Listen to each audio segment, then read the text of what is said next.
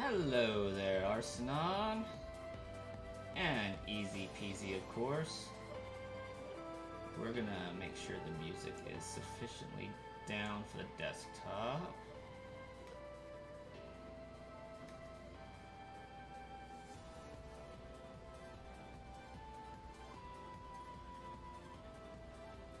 And the mic is rolling. Alright, so I am currently also testing to see how this looks on mobile. And honestly, it's pretty small taking into account the live chat. So I think I'm just gonna take the chat off the stream. Like, from displaying where Darkrai's at. Maybe. Because, like, you can't even read it with how small it is. So we're gonna do that. If someone watching on mobile, it's fine. You can read it. Good to know.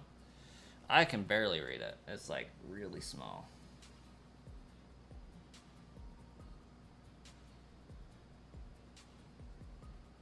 But okay. Leave it I shall.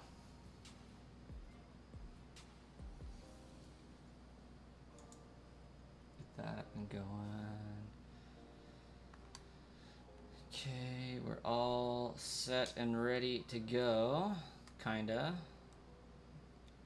Righto. Sampa 94. Will we get some good stuff to the Shining Pearl? I mean, I'm hoping for some good stuff tonight, as far as that goes. Hoping I can find this shiny. Next giveaway is scheduled for the Galarian birds. And I think I have just enough bots to pull it off. However, I'm still going to have to do 2 videos for it. I'm going to have 6 bots dedicated to the shiny Galarian birds and 3 bots dedicated to the shiny Kantonian birds. I'm not going to be giving away non-Kantonian forms, as the birds are... Or sorry, I'm not going to be giving away the non-shiny forms because they can be obtained in pretty much every game anyways, so not really a need for those ones.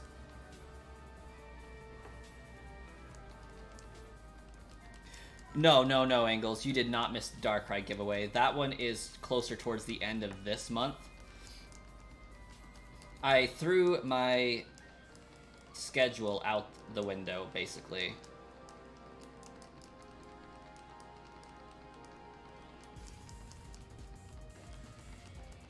Oh, Bert. Whoa, glad you could join in.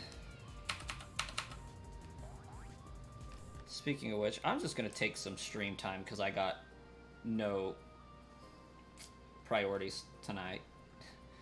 I'm going to edit my schedule on YouTube here.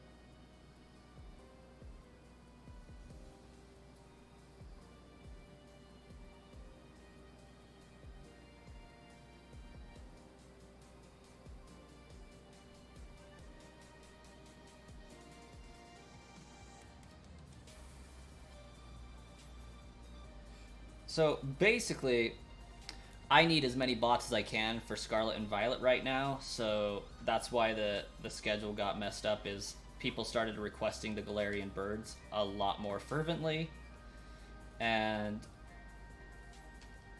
I had some other giveaways that were really desired for Scarlet and Violet, so I had to start transitioning my bots back, but they should be returning to BDSP and Sword Shield giveaways in tandem with Scarlet and Violet after the birds. Hey, JJ, welcome. Yeah, somebody was commenting on that the other day, that I'm hunting it in BDSP where the logical decision would be to hunt it in Sword and Shield, but I have yet to get a shiny legendary out of the max raid dens. So I feel like, you know what, this one's a guaranteed encounter.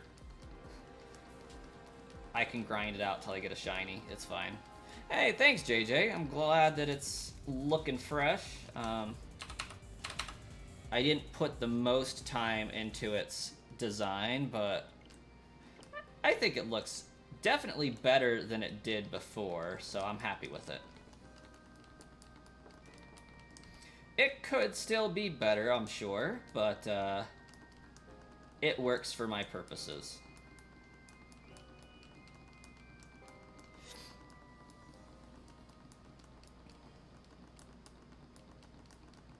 Shiny starters, Dratini, Larvitar, Bagon, Beldum. Oh my gosh. Ironically enough, I did give those away at one point.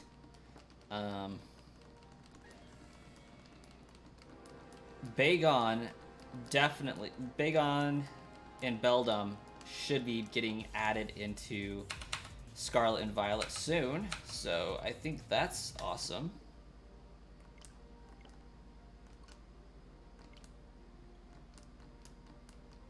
Yeah, I did. I went and ended up tracking down some.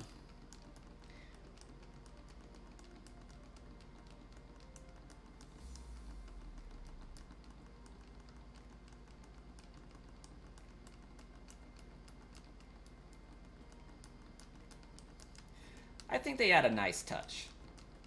A nice living touch.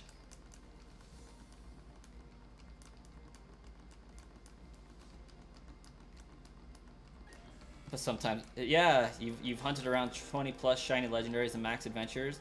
Sometimes it takes forever. It do be like that. I have hunted shiny Zygarde before, and still, it's one that I keep having to return to because I have never successfully found a shiny Zygarde.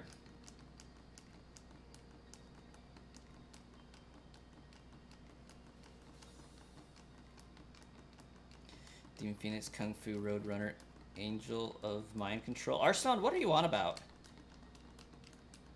Oh, you wish the Adventure Time RPG would get ported to the Switch. Adventure Time's a great show.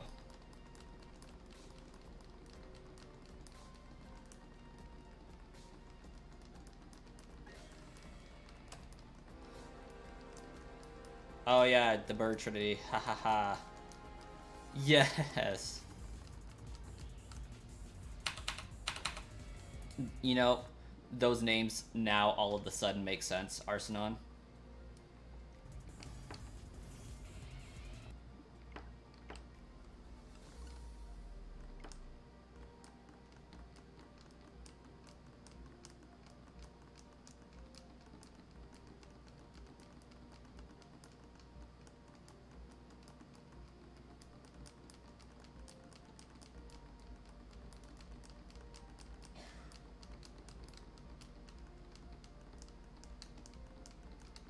Yeah, I think Zygarde is impossible to solo.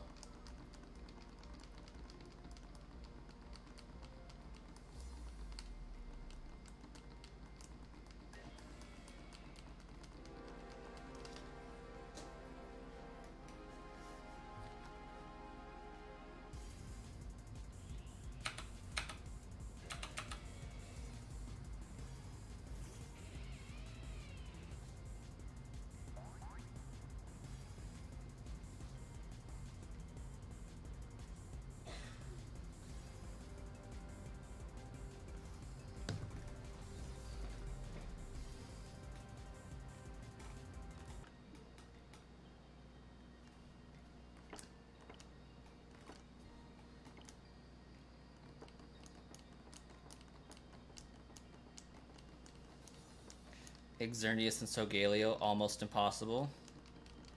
Giratina is very difficult to solo. I believe it.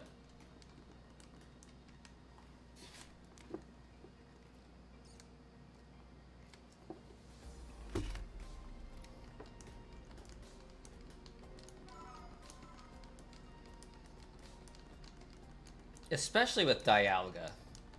Because, like, with Dialga in specific, anything that you can take that's super effective against it is also going to get wrecked by it.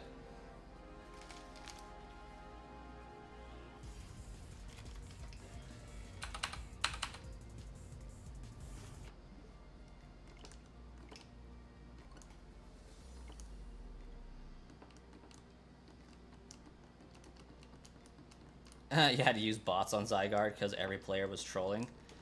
That is one shiny hunt that I still need to finish.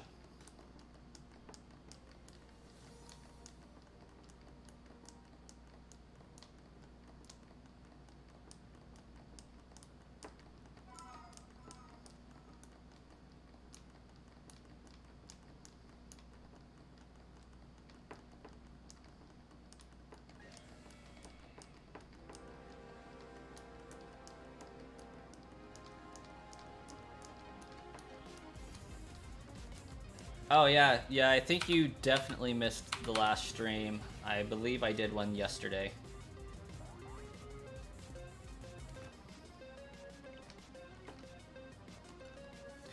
If the last one you remember seeing at 1500, then you've missed 2 streams. This one, I have actually done 0 off-stream encounters. Just because, like, I got thinking after Darkrai, ultimately there's going to be people that miss streams, and there's a chance that missing a stream I'm going to find it, all that fun stuff. I feel like there's something cheating about it for you guys as viewers. I don't know if you guys feel the same, but like, I can record myself doing a reaction and doing some encounters off stream, but like, then when you guys get to watch it, I feel like there's a lot of viewers that have been tuning into every stream, and to not give them the opportunity to tune into a stream that I find it on is kinda cheat. Like,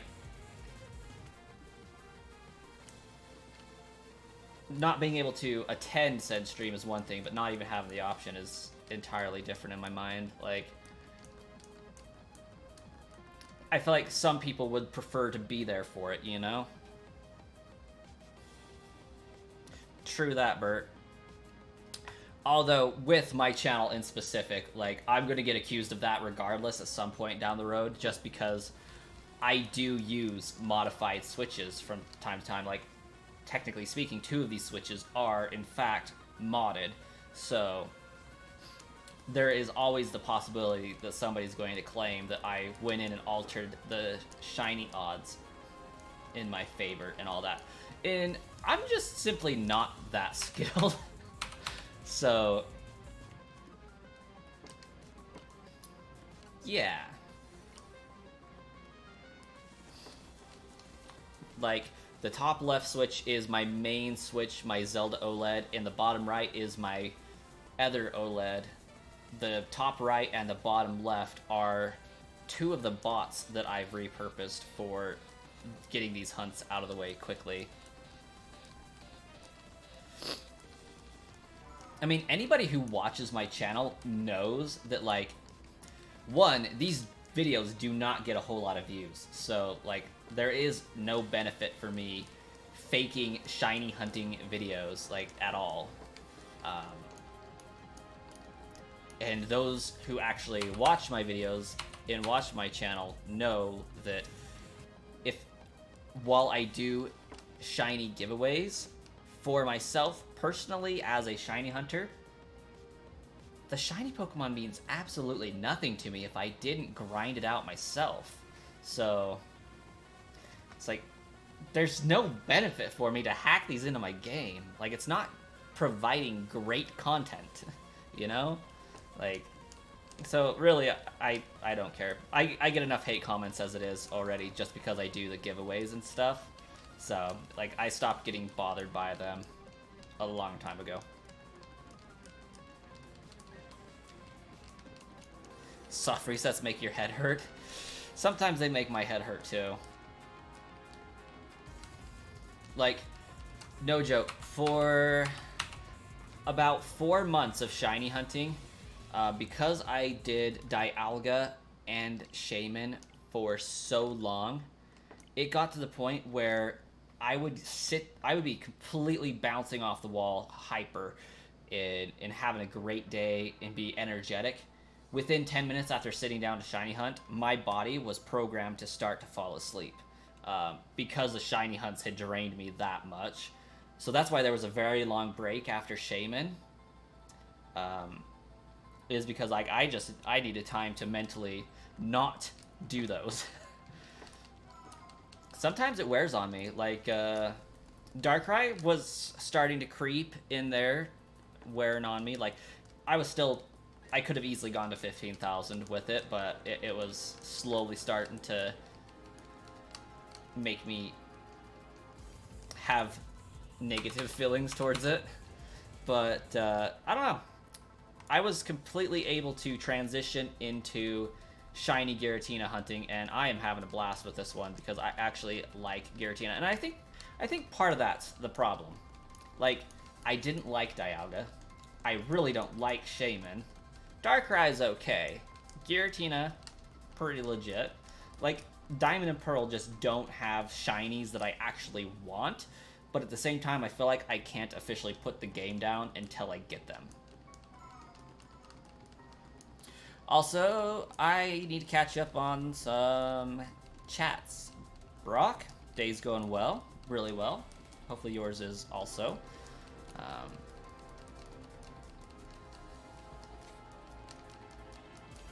One day we'll return to that hell, but not yet. Maybe. Maybe. I mean, obviously that's the only way I can get shiny Zygarde, so I kind of have to finish it at some point.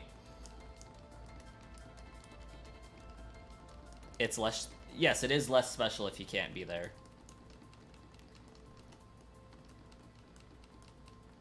Up, down, left, right, B, A, start, strat to get the shinies? Absolutely. That's why there's so many button clicks. It's not because I'm impatient.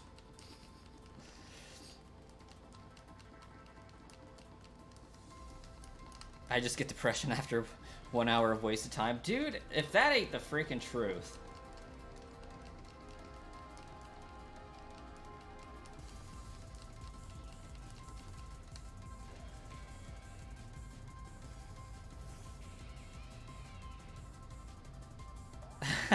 Bert, that's awesome. For YouTube reasons, I can't read that comment, but I love it.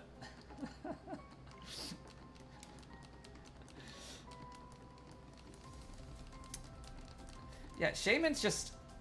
I never got the awesome... Like, one Pokemon that I am super excited to hunt is... Manaphy. Like, I don't like Manaphy, but just... because its hunting method is so different, I love it. Like, I want to do it. And Jirachi is another one. Jirachi is one that I may resort to less than legitimate means to expedite the process. Like, I wanted to do it 100% hack-free, but... I think with that one, I am ultimately going to have to start either using the corrupt save data glitch, or I'm going to have to start backing up my save file and, you know, reloading the save over and over and over again until I get it. So I don't have to keep doing that 7-minute introduction to it, because that takes forever.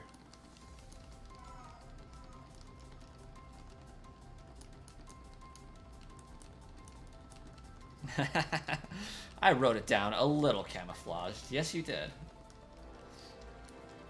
Use the GameCube to hunt it. Definitely have to. But I did get an R4 card, which basically allows me to have a modified DS Lite. And with that, I can extract and insert save data into Pokemon Emerald. Well, what I'm going to have to do is extract the save file before I get Jirachi, see if it's shiny, insert the save file again, get Jirachi, insert the save file, get Jirachi, insert the save file, get Jirachi, all that fun stuff.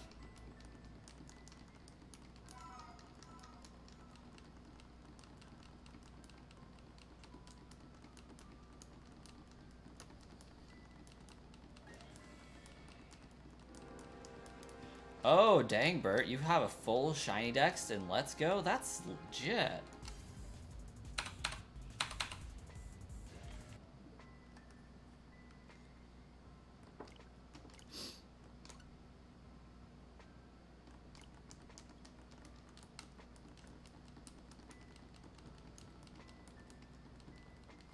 Best stats.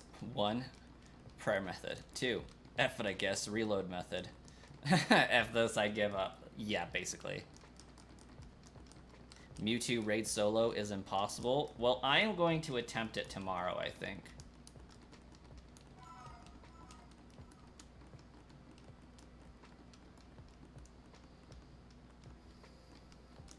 Honestly, like, to be real, I want to beat Mewtwo to say I did it, but at the same time, I really don't care about catching that Mewtwo. Like, I really don't. Mewtwo is a dime a dozen. I can catch one in every single game. It's not rare. That one probably can't be shiny. And to be honest, the mark, Mighty's mark, means nothing to me, because guess what? When the next game comes out, those aren't going to be a thing. Like, it's going to be the same as, oh, I got an alpha Pokemon, I'm going to transfer that into home and then transfer it over to SV. Well, guess what? It's not an alpha in that game anymore. So, like, there's no point. They discontinue the mechanic after the game. So, I mean, there's no longevity there for me.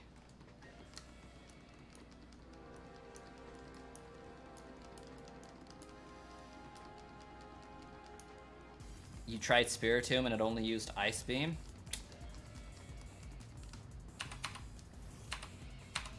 So what we're saying is Mewtwo AI is really smart.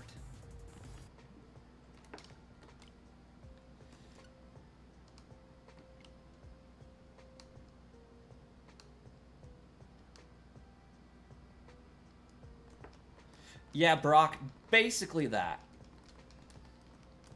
Solve this epic Braille puzzle that has never been encountered in a video game before.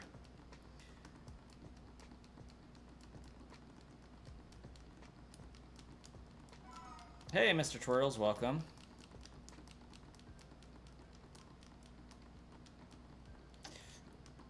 That's because Spiritomb's already a really chill dude, so he freezes easy.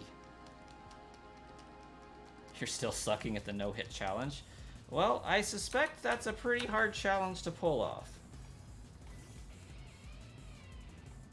I can barely do one boss without taking a hit, let alone 48 of them.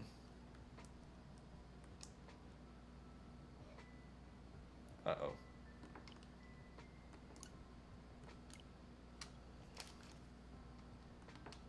I think Baby Coin was fussing.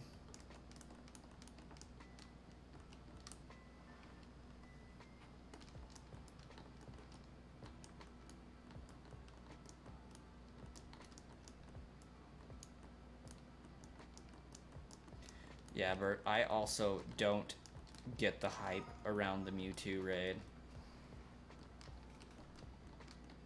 That's also why I haven't done a video about how to beat it. Like, one, I just haven't really had time to sit down and analyze it. And two, like, it's not that special. Like, I feel getting the Mew was more special.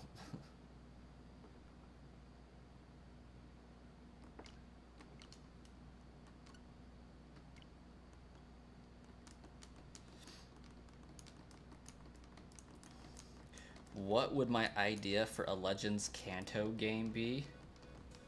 Honestly, I don't think Kanto is worthy of a Legends game. However, if it were to get a Legends game, it would have to...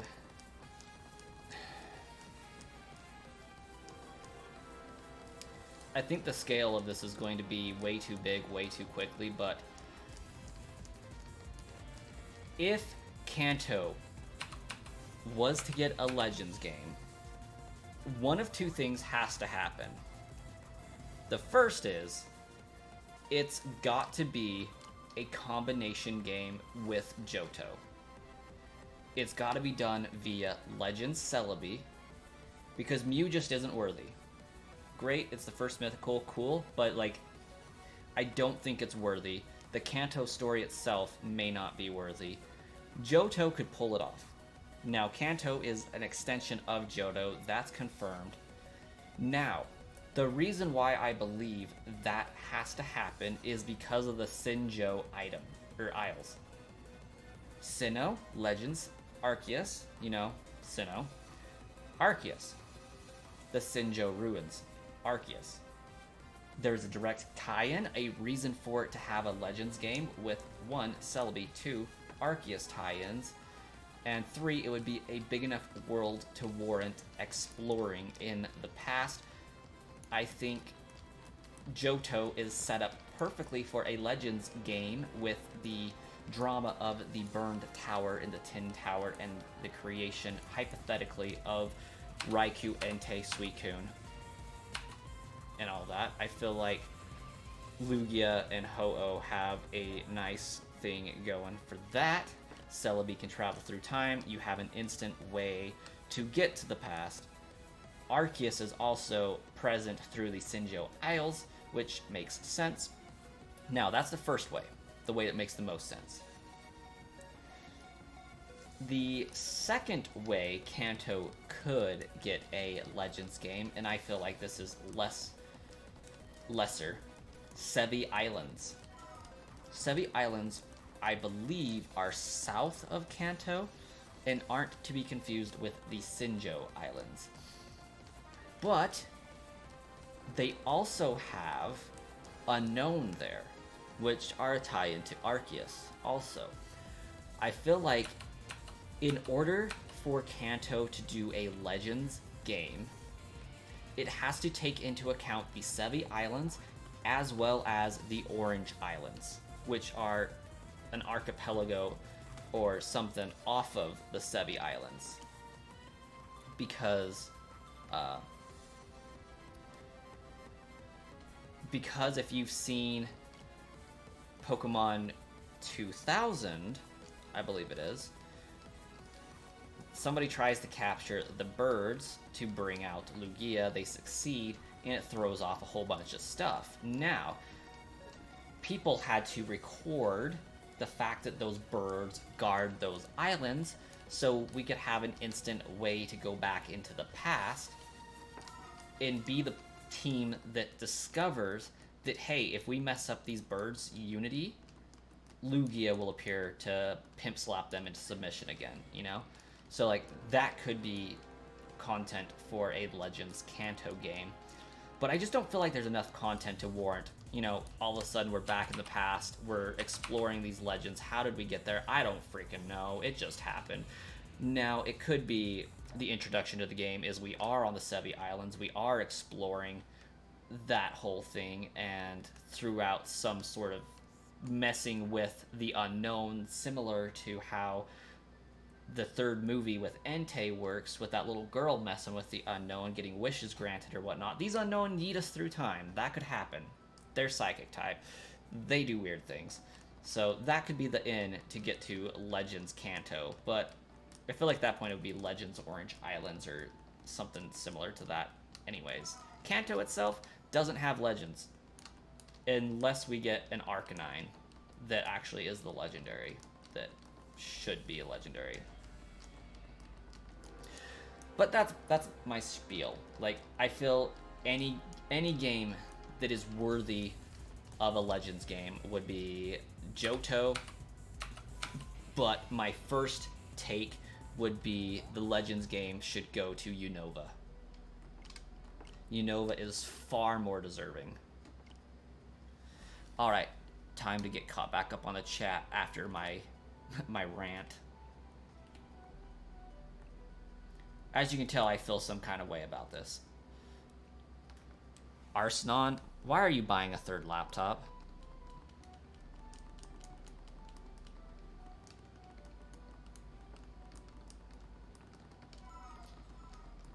No, I want Legends Kyurem. Yes.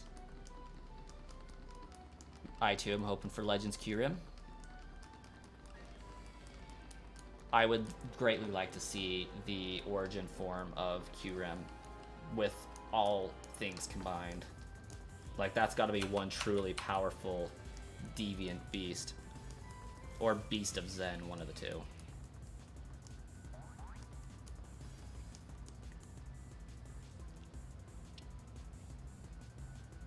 Legends Kanto, the fusion of the legendary birds.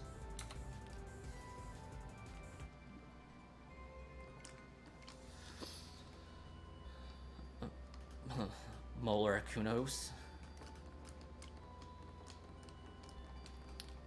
Yeah, I feel like the Orange Islands should make an appearance.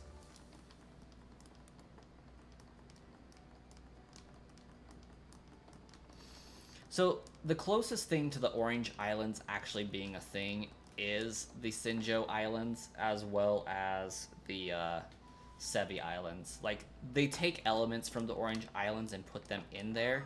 Like, for example, if I'm not mistaken in my memory, if I remember correctly, Moltres is found in the Sevi Islands. That is a callback to the Orange Islands. Or at least the area thereabouts. Because they're not exactly like the Orange Islands, per se. Okay, I have to do some math. Yeah, 16's it.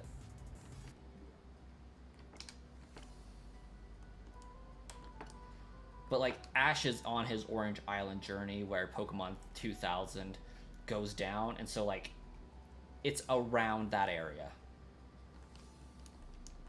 Sure, you can send me a picture of the laptop you're getting, Arsenon. Hopefully it's an amazing one. Also, Avery, I'm doing great.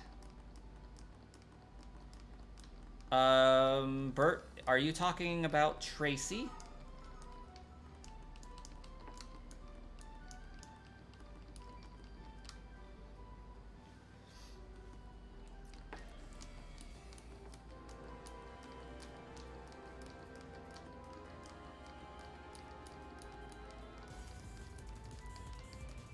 You're saving up for the Game Boy operator for your computer? What the heck is the Game Boy operator?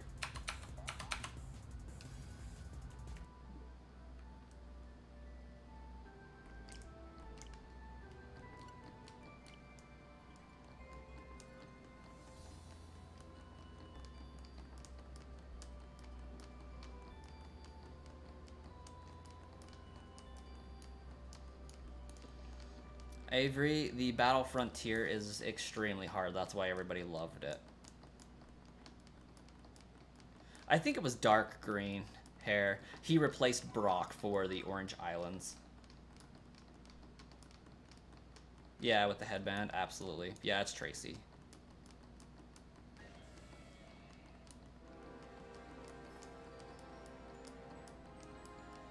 Yeah, I still want to know what a Game Boy operator is for the PC.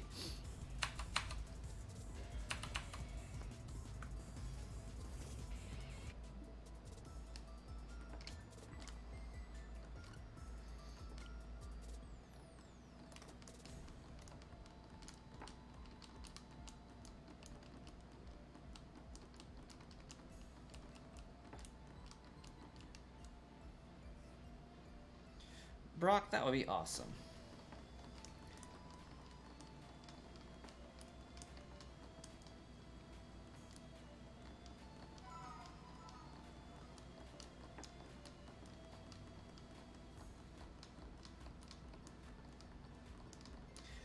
Where you can plug in all type of Game Boy games on your computer.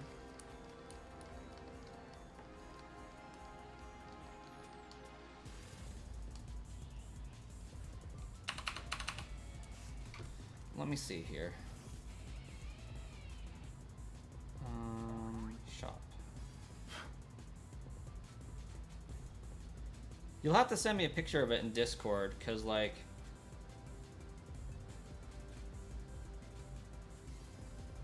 don't know how well this is going to come across, but this is kind of what I'm imagining you talk about. That's a device that intercepts your Game Boy, Game Boy Color, Game Boy Advance games and puts them on your computer for a flasher, but it doesn't do like DS games or DS Lite games. Yeah, absolutely, because I kind of want to know what the heck you're talking about.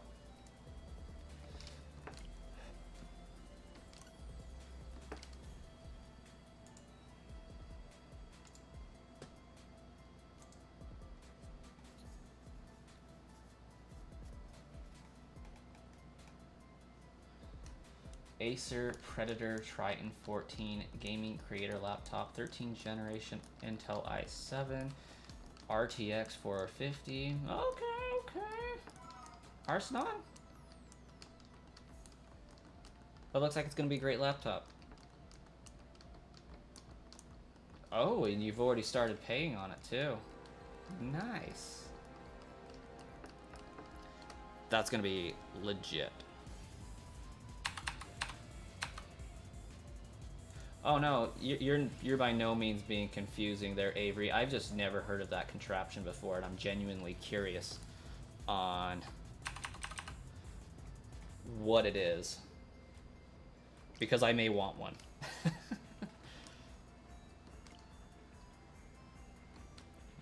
Dude, it's gonna make your previous laptop look like a glorified toaster. Which, given your current laptop's proclivities, that's not far from the truth.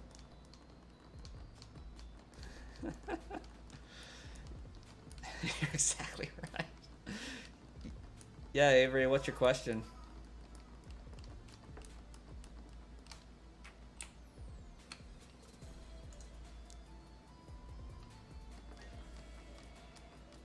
How else am I gonna make toast? Yes. The answer to that question, Avery, is yay. Like, yes, you can. However, it's a long process that is going to get read as hacked until you get to the 3DS.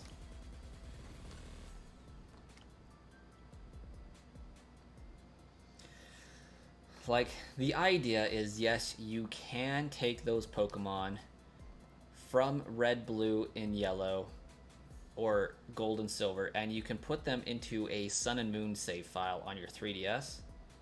Well, kind of. And transfer them into Pokemon Bank that way. What's going to happen is it's going to read that they came from the Virtual Console version more than anything.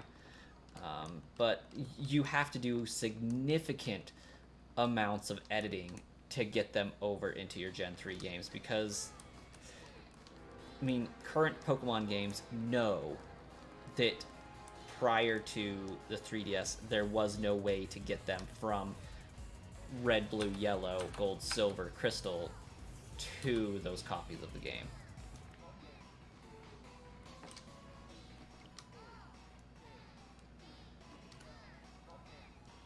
Yeah, like with what I got going on right now, I could extract my save file from Red, get all the Pokemon, move them over to a save file from Gold or Generation 3 and put them there. And yes, the game, it will let you do that. Like, it doesn't care that you can't obtain those Pokemon. It still has the information there. And it's going to read them as illegal for the most part, but it will still let you hard inject them into the game. Like, I can put hacked Pokemon into my Switch games, no problem. The problem is the game still knows they shouldn't be there. And won't let me put them into home. Most of the time. Sometimes it does. But yeah, it's not the best idea to mess around with it. It can be done, though.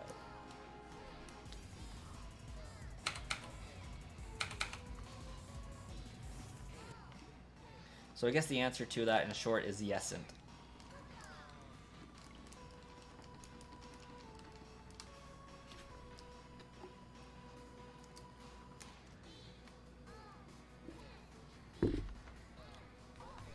Oh yeah, I was gonna see when this is expected to get here.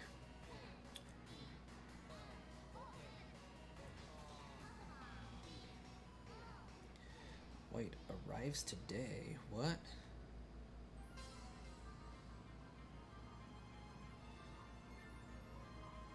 Bruh.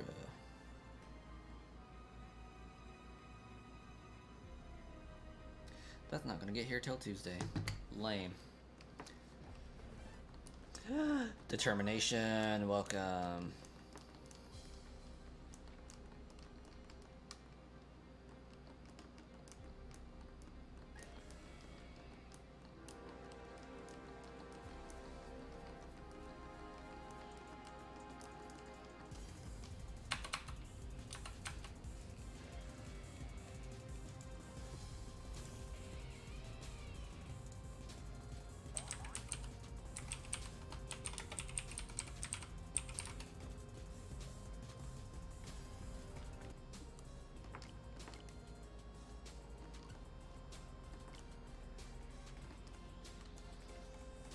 Oh, let's see what this thing's all about.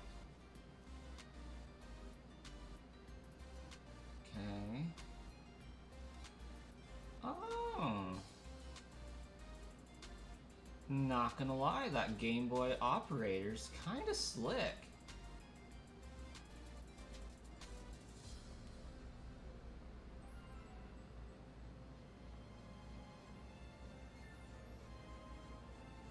I dig it.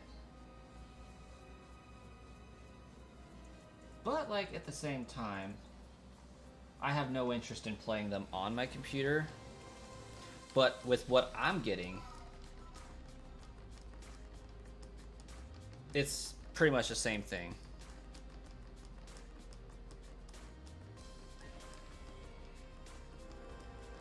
Now to cook 3 microwave pizzas, then eat in your room. Well, Arsenon, if you maybe you should just put them on your laptop and cook them that way.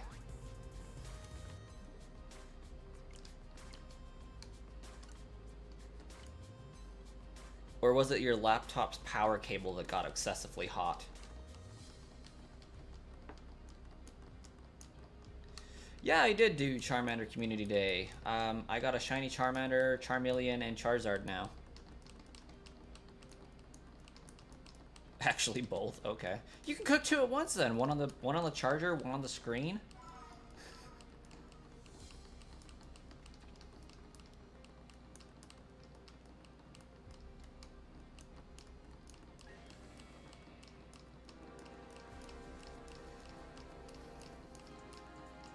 One on the keyboard, yeah. Cook them all at once.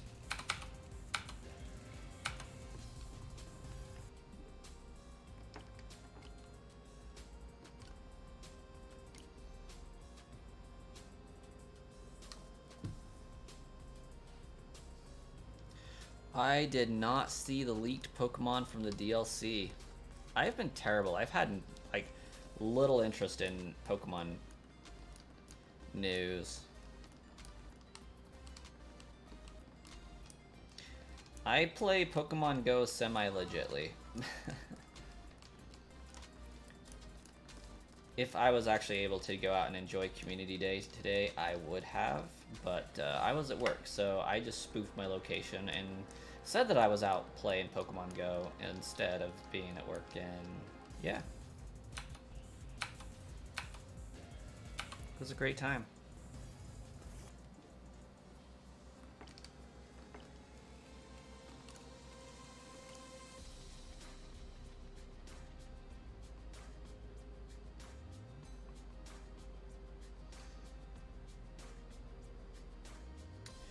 Oh, yeah, I saw the Ursula form.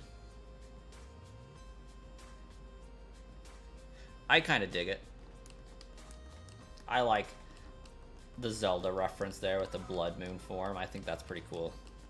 And also, Avery, I use a program on my computer or laptop to physically tell my phone its programming level that I am in another location. Like, I completely override my GPS So if I was to open up any GPS app, like iSharing that I share with my parents, and family members, let them know my general location so they know if I'm kidnapped. Google Maps, any map accessing GPS software I open up while using this program will think that I am in that location that I tell it I'm at. So it's a lot safer than using a app that is designed to target Pokemon Go specifically. So I haven't really had any issues with spoofing my location that way. Yeah, it's basically like a glorified VPN for my phone.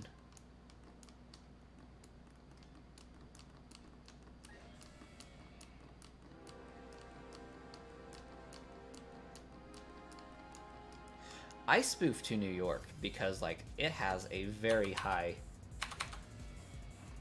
dense population density, and like you can't walk across a street without hitting a Pokemon Pokestop.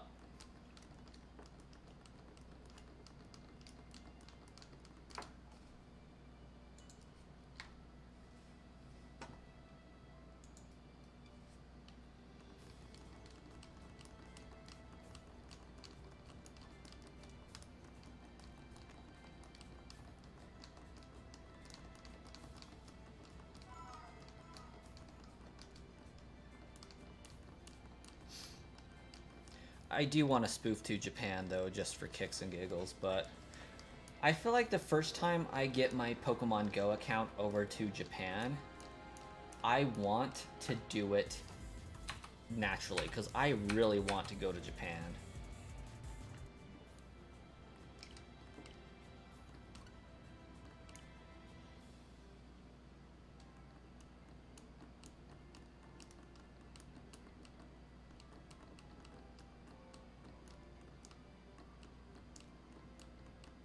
It was alright, to say the least.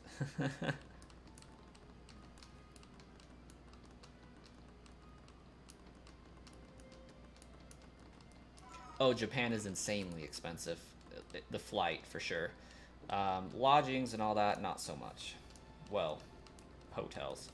And I just want to experience, like, the cool options there. Tell the big lizard, Arsenon says I.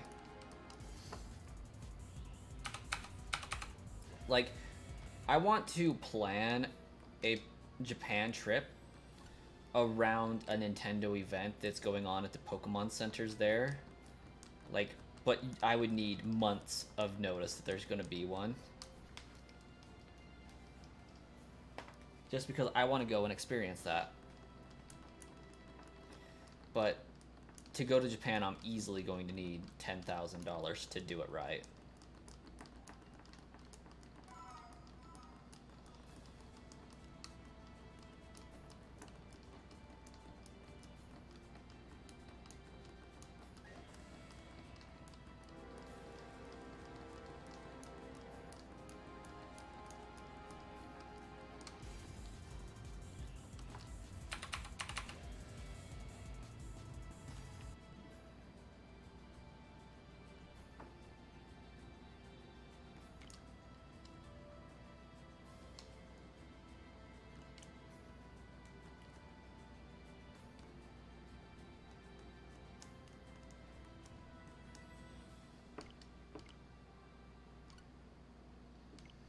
How long do Pokemon Game Boy batteries last for?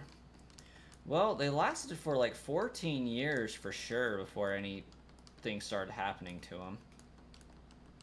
Like, the original Game Boy games were made in 1995. Like, I feel like I didn't hear about them needing replaced until 2010 to 2013. Probably around 2010 they started to die. It also depends on what kind of battery you put in them, because I think as long as it's a button battery, it has a chance of working. I was going to do a Google search today to figure out if CR2032s would work. Yeah, that's right.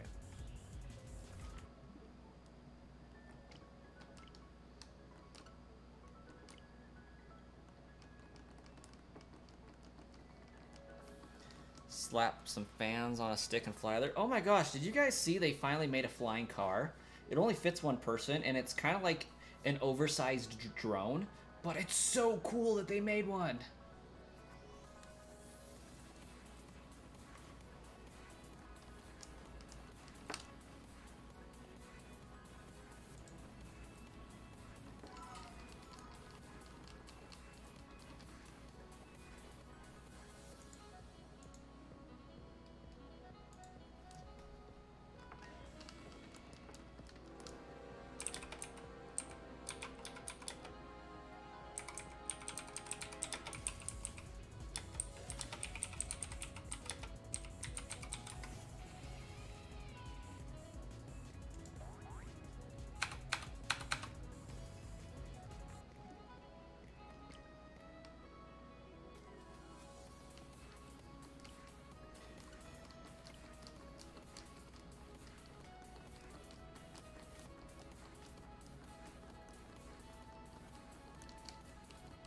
Oh yeah, CR 2032s work perfectly.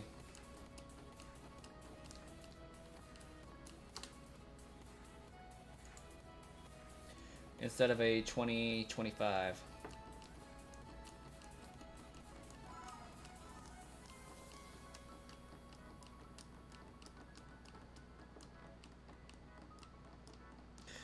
Yeah, those people need to be like punched in the face. You shouldn't tape batteries in Pokemon save games. That's just dumb. Solder like a real person.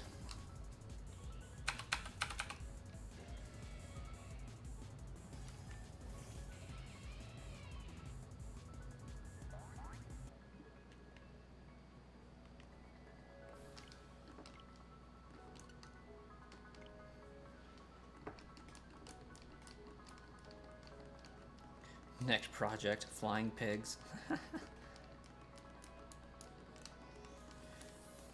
I mean, I'm sure if they attach some extra big propellers to this car, we could get a pig to fly.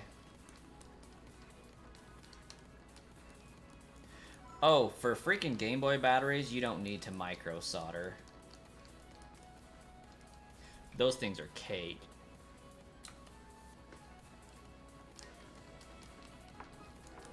Those are actually the first things I ever soldered. It's really hard to screw it up.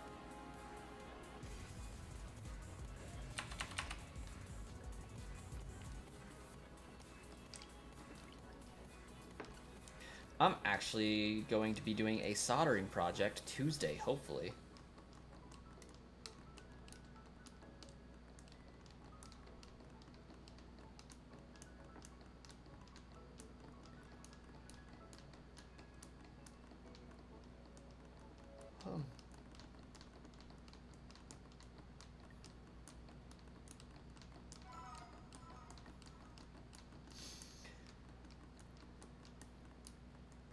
I am going to modify a Nintendo GameCube.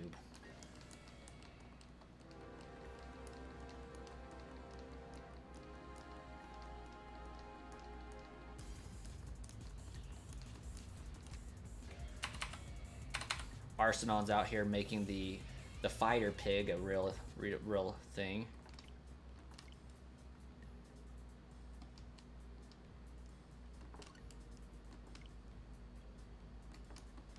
Before we know it, we can play real-life Angry Birds.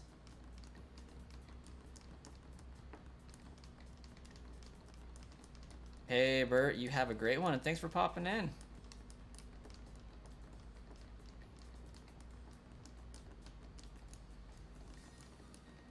Who says I'm not already? A Wii is far less expensive.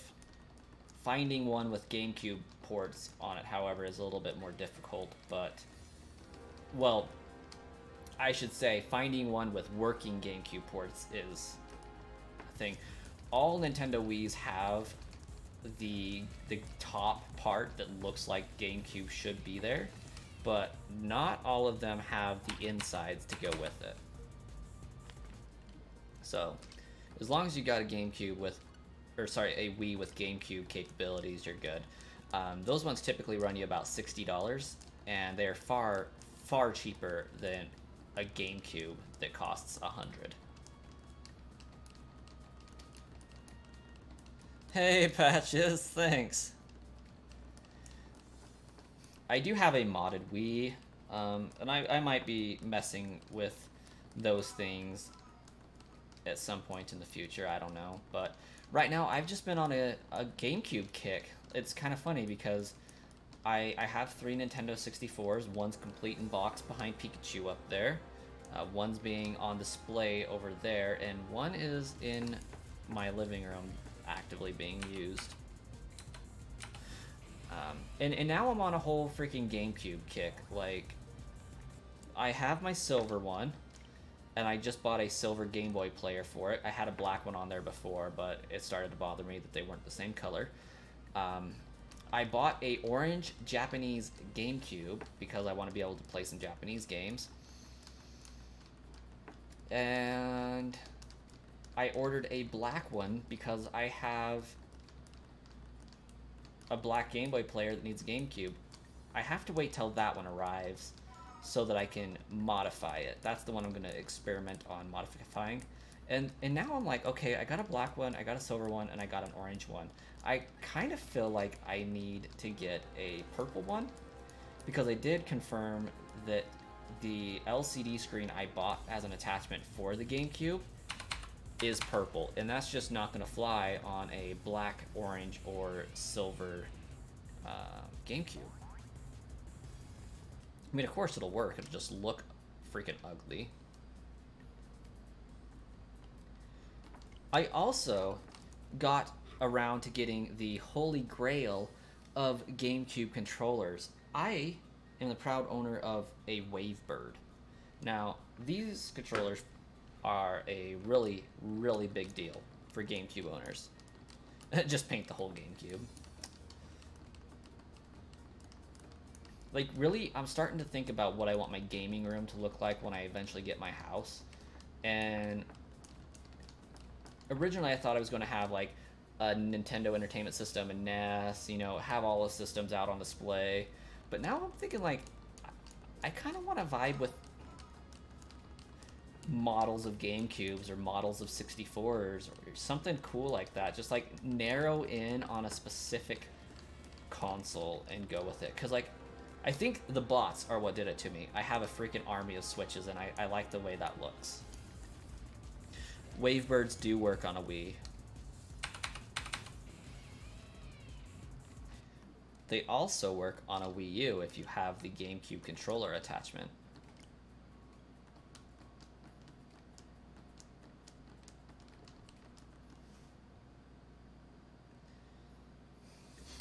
I do not have a PlayStation or a PlayStation 2. I used to have a PlayStation 2 and 3.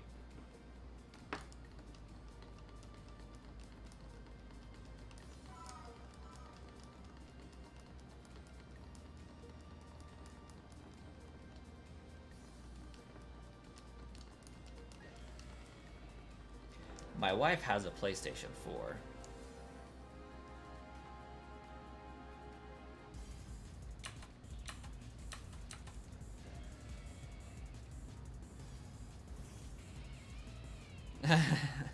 Put a cardboard cutout that looks convincing and I'll let it slide.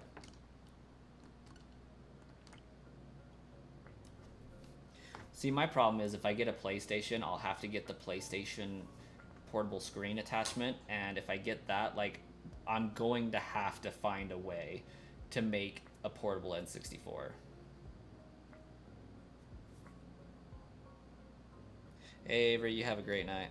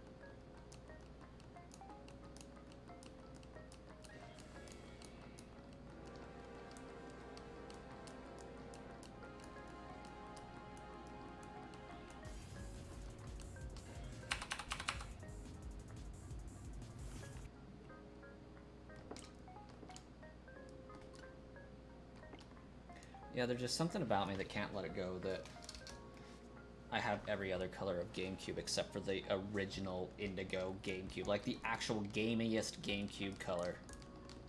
Lightning Gold just got out of work. Dang. That's unfortunate. Late night shift.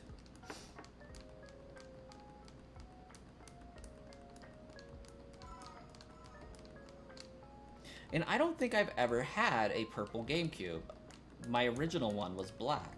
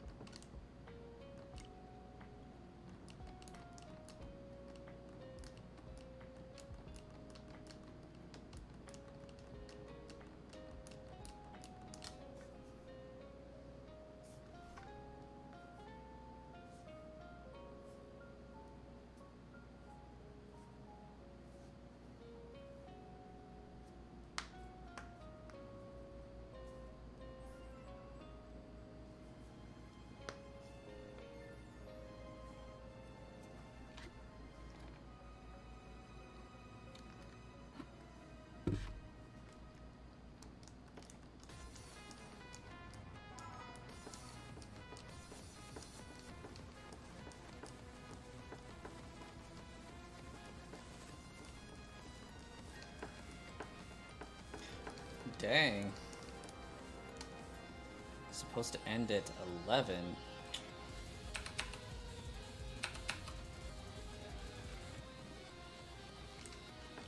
It's no bueno.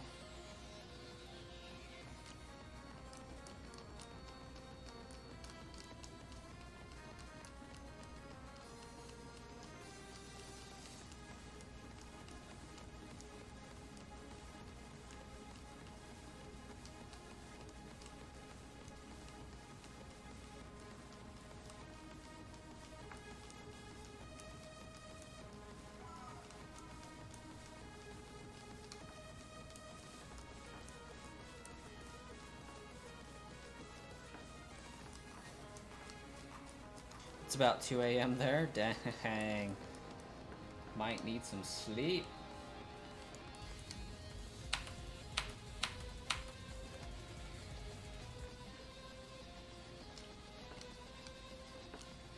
But honestly, I think there's a good chance we can get to 3,000 encounters tonight. Like, I'm pretty sure I can survive until 3. That's 3 hours. And it's only going to be 400 encounters, so like, we could do that in 2, easy.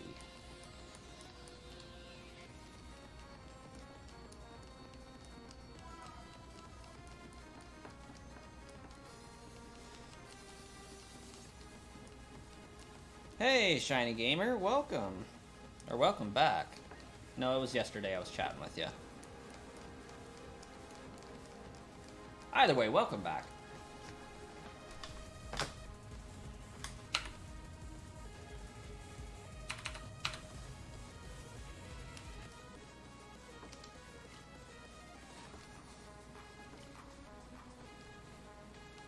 Heroes never sleep.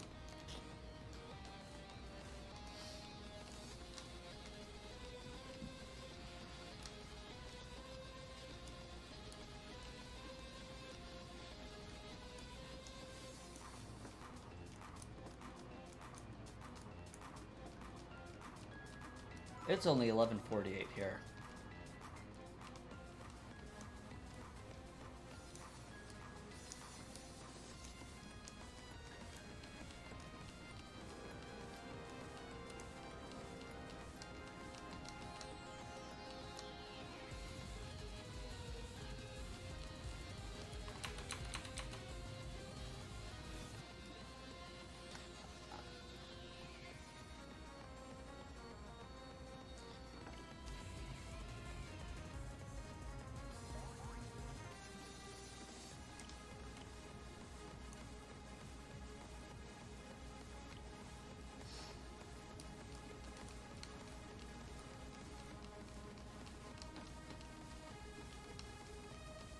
can't get one for tomorrow and a while because school's starting.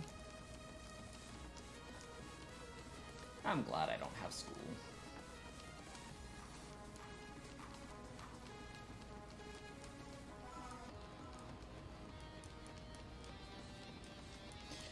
Hey, thanks Arsenine. You get some good sleep.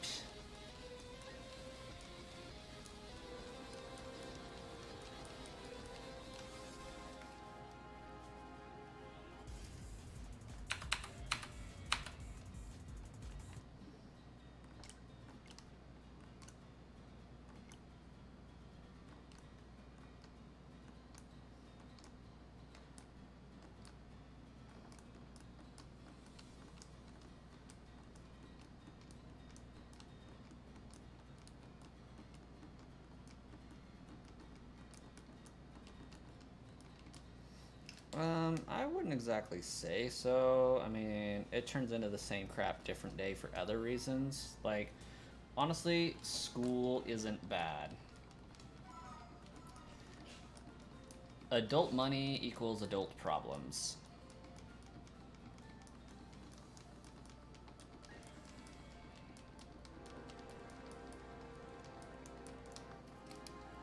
Like, well, it is nice to go wherever you want, do whatever you want, whenever you want. At the same time, you reach a point in your adult life where you still can't do that regardless. So, school's not bad. I mean, I'm glad I'm not in it, but I wish I would have been doing this back when I was in high school, because I did semi-have the means to do it. Like, honestly, I wish back in 2012, when I initially wanted to start my YouTube channel, I would have, because I would have been like 18 at the time. It would have been great. I would have been popping off up there with freaking Zeltic. It would have been fabulous.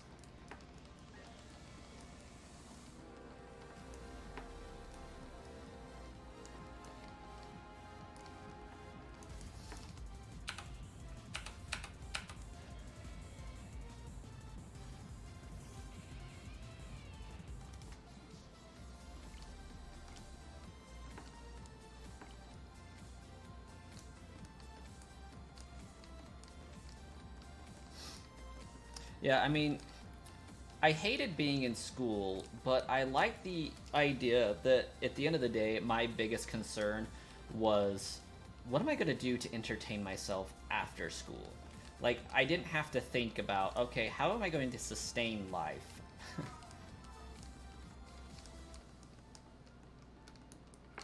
What is all the bullcrap I have to do after getting off work before I can have fun?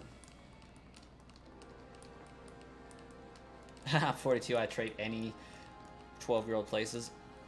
Revan, same. Like, honestly.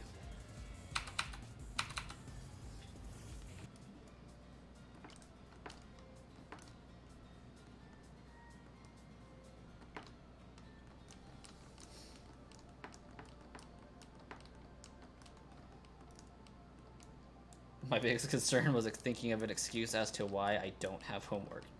Exactly. See, I rarely left school with homework I had to do. I was usually ahead in all of my classes.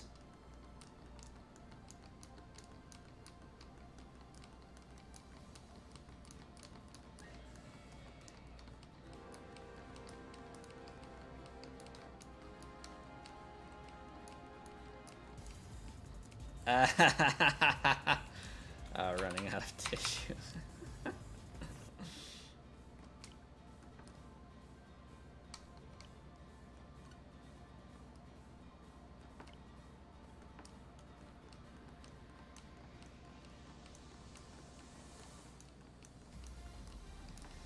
Hate your science teacher. That's unfortunate. Science was a great subject. I loved science class. Chemistry was kind of alright.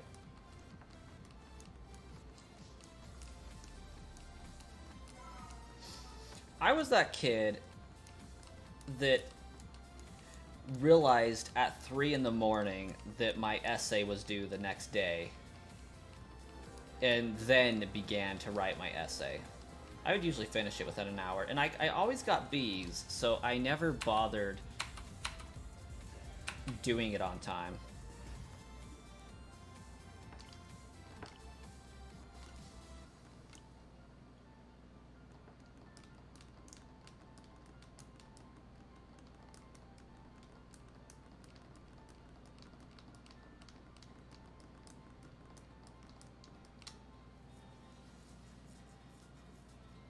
Makes us take notes about a movie, like for corn.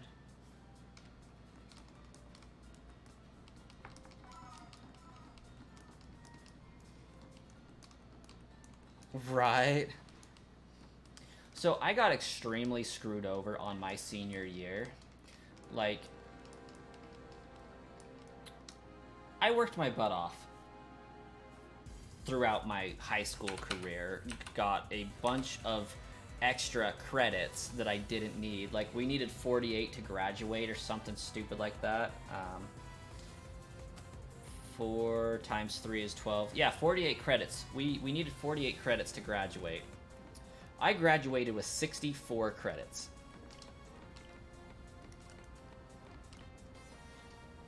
Because my senior year, I only needed 3 classes in order to graduate. I needed Government A, I needed Government B, and one other class. What was it?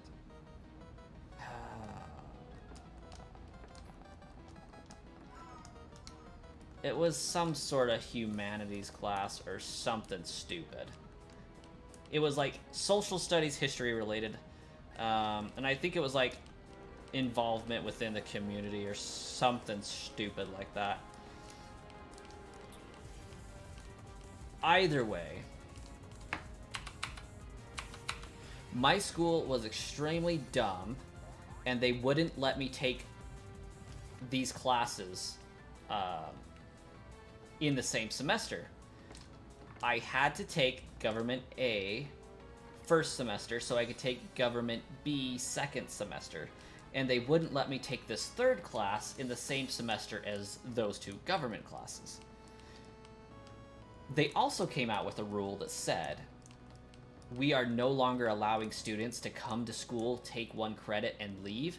If you are there that semester, you have to be there for all 5 credit hours. So, because I only needed 3 classes my senior year, I needed 1 class per semester. I had to take 12 extra credits I didn't need, just so that I could get the 2 that I did, or 3 that I did. It was ridiculous. So what I did is ended up taking like 3 work release credits and another bullcrap credit. I also retook biology and went in on the day 1, talked to the biology teacher and said, hey, listen, I don't need this class. I have my biology credit. I got a 85% in the class. That's what I expect out of this class. I'm not going to be turning in homework. I ain't going to be doing crap. I am here because the school says I need a credit hour. I don't care if I pass this class. It doesn't bother me. And he said, all right. He went into my records, pulled up my GPA for that class that I took. I was like, okay, this will be your grade when you're done with this class, because I think this school rules bullcrap, but don't tell anybody I did this for you. He was a really, really cool teacher. He was also like, my cousin was best friends with his kid, so he already knew me a little bit. But it's like, yeah, dude, I took this class from you last year. So he's like, yeah, I'll give you the grade again. I don't care. This school rule is bullcrap.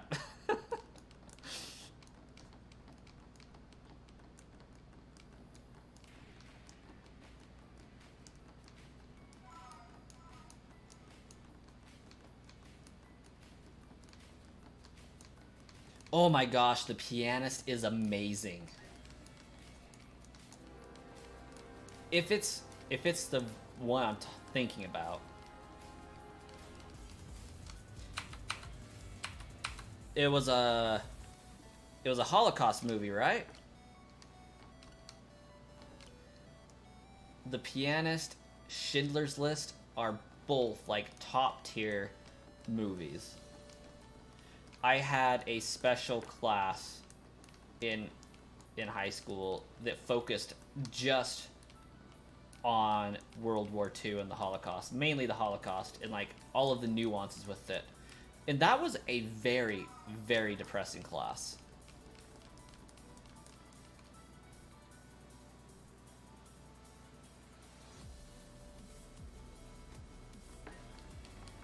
Yeah, basically. If you snitch, you instant fail. Yeah, pretty much. So, like, I legitimately just slept in this guy's class. Put my head down, slept, drooled all over the book, you name it. Or I had on my iPod Classic every Yu Yu Hakusho episode, and I just binge watched the heck out of it. Like, I could get through 3 episodes of class. It was great. And I hoodie up, headphones in, head down on the desk, watching TV.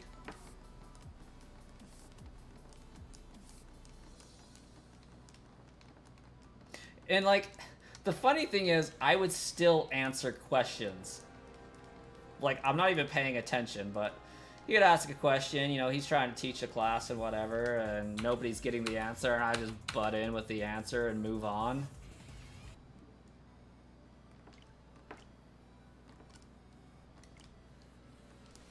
So, like, it was never a question of whether I knew what I was talking about or not, or deserved the grade I got. It was just... it was just absurd to me.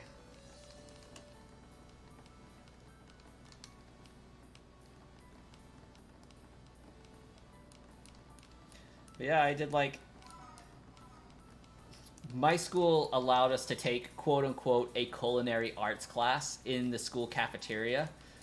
So I did that for 3 hours out of the day. Or not out of the day, but... 1 class hour every semester I did that. And I took 3 work release credits the second and third semester. I took 2 work release credits the first semester, and that biology class. So, like, while I graduated with extra credits, I wasn't at school the entire day like they wanted me to. And we had quite the fight over that and saying, hey, you can't change my last senior year of school and say I have to take these classes. You should have started with that. Like, I should be grandfathered in to these rules because I'm going to graduate this year. Like, I can understand needing class hours for your budgeting so you can get the full amount of the budget from the state for us being here, quote unquote, the full day. But I am taking these classes, these work release classes, because I don't need credits. I need to graduate and move on with my life and get a job because that's what school's supposed to train us for. I am now ready for a job. I'm graduating. And it took some really, really strong convincing threats to go to the superintendent.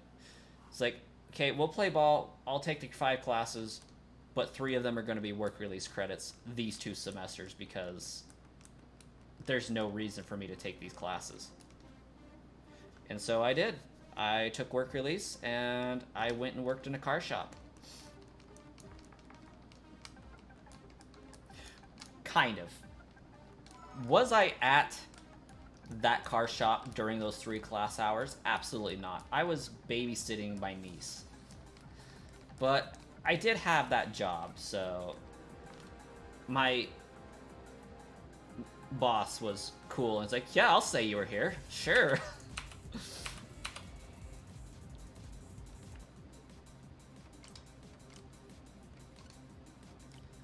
JJ is gone. My eyeballs hurt. Have a great night, JJ. Good night, Arsenon. I'll stream to the abyss.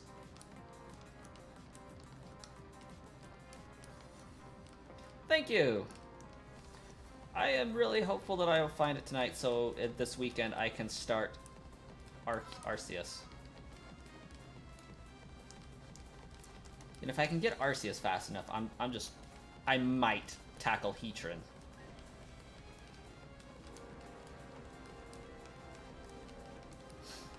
We might just get all of them out of the way.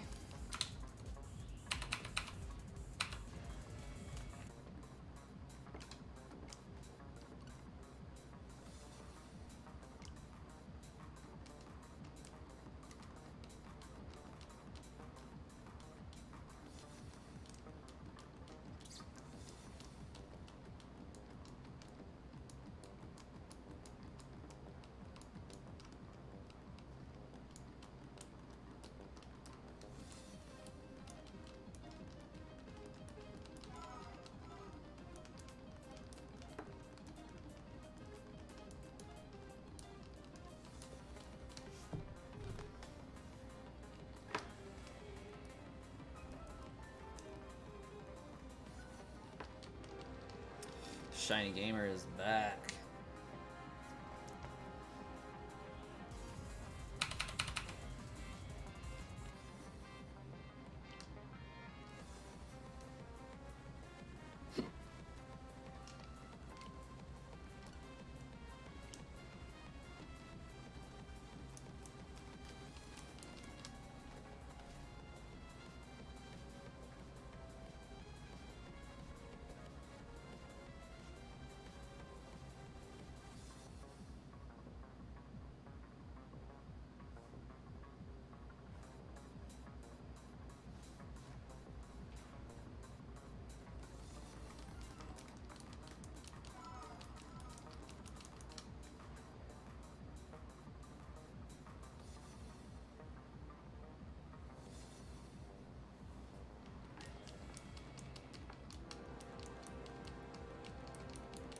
Hey, thanks, Shiny Gamer. That means a lot.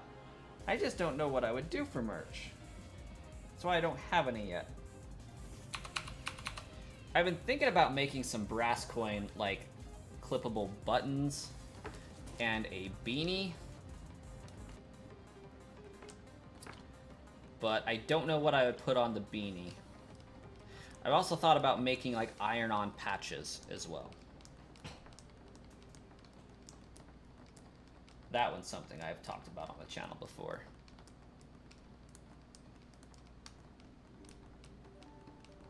But I just don't know what I would price point them at.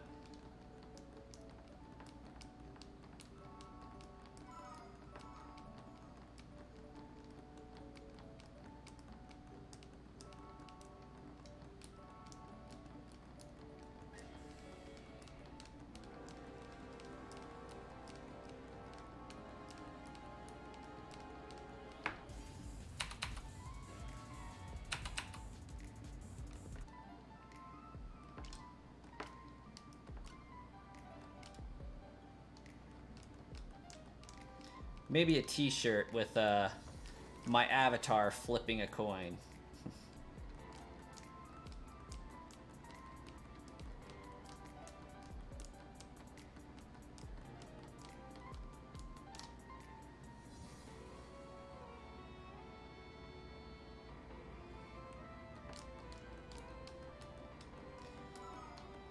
Themed brass coin for $50. You know what? I actually might have the ability to make that happen. Although I can't guarantee its quality because I am not a great smelter, but my brother and I have toyed around with smelting aluminum and brass. So I feel like I could make brass coins pretty easily. I just don't know how cost effective it would be.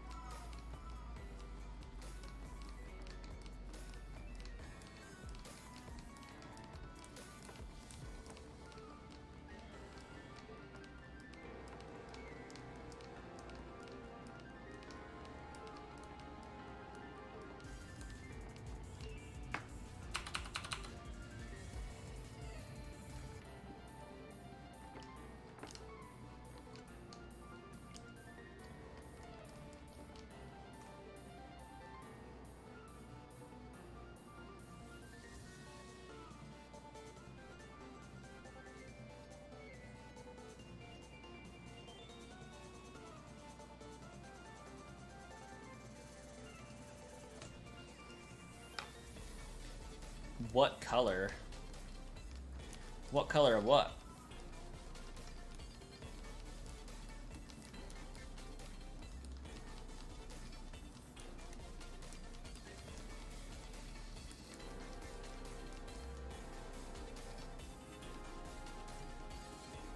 What color of brass? I mean, I think brass is the color itself. It's kind of like a browner gold.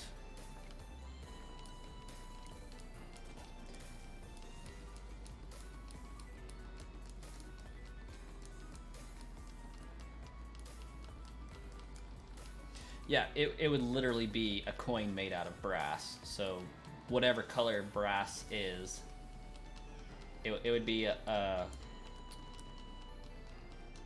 browner gold, if I'm not mistaken, in the coloring of brass. Actually, ironically enough, I think it's similar to the color of Giratina. Looks like a darker gold. Yeah, browner gold.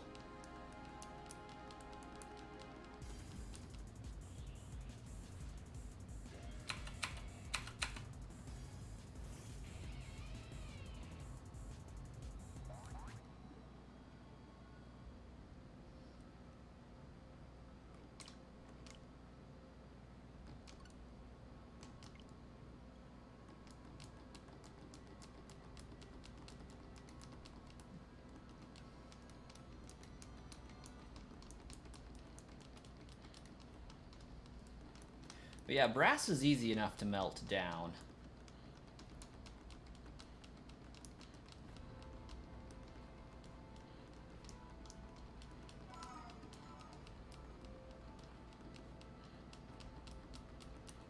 I just don't know whether I would do like coin molds, import directly into those, or if I would do brass cylinders and cut off coins and etch into them.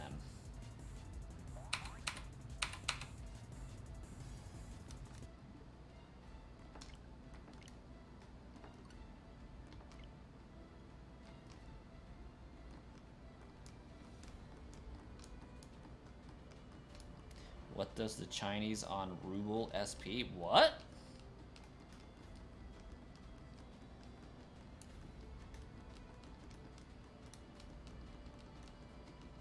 I don't know what that question is supposed to ask, Shiny Gamer. What does the Chinese double on SP?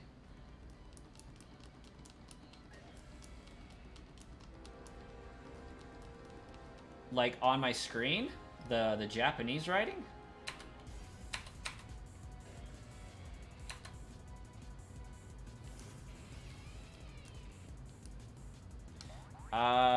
That is a name of a recent subscriber, and I don't know what it says. It auto pops up whenever somebody subscribes that has their subscription notifications on. It'll pop up with that. Same if they follow on Twitch or make a super chat, it'll pop up there.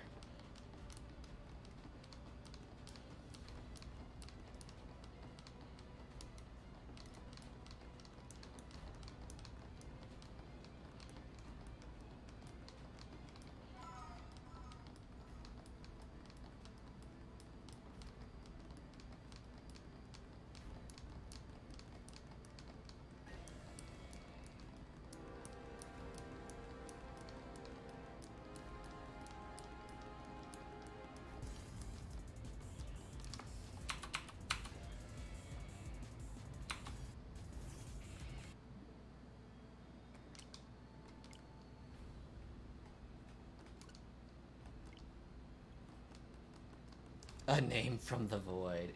Exactly.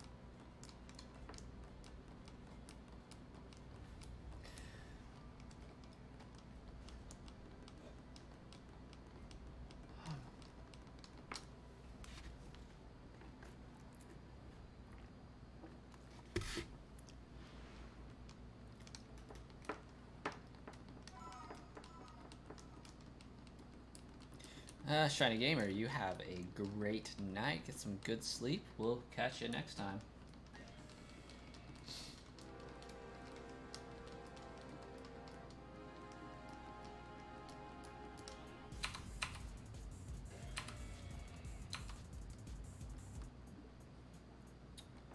$2:15. Good old East Coast time.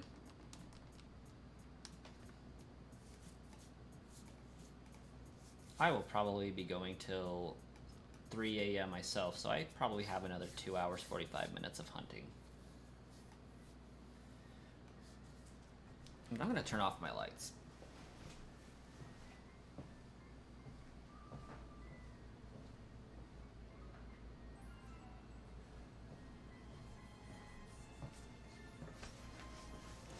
Ah, that gives us a heartier vibe.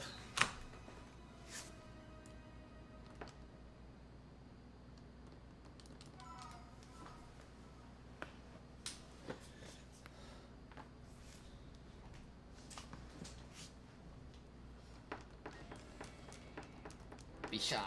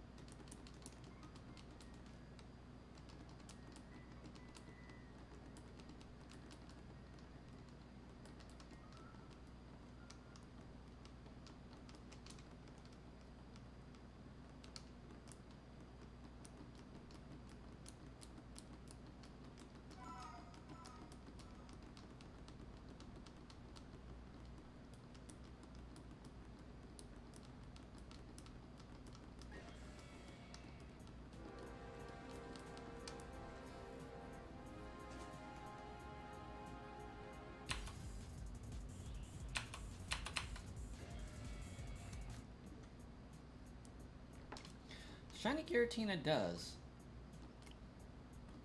like taking its time. Who knows? Maybe this one will be my 3,000 encounter that I've been looking for. I mean, I'm always up for it taking, you know, less time, but...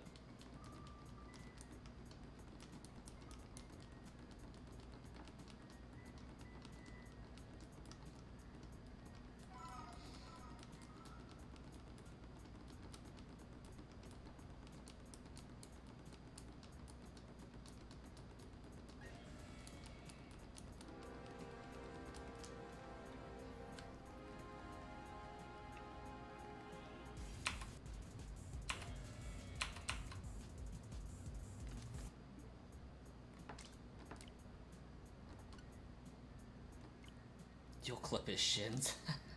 He's got a lot of shins to clip. That could be very, very painful for it. That's a very valid threat.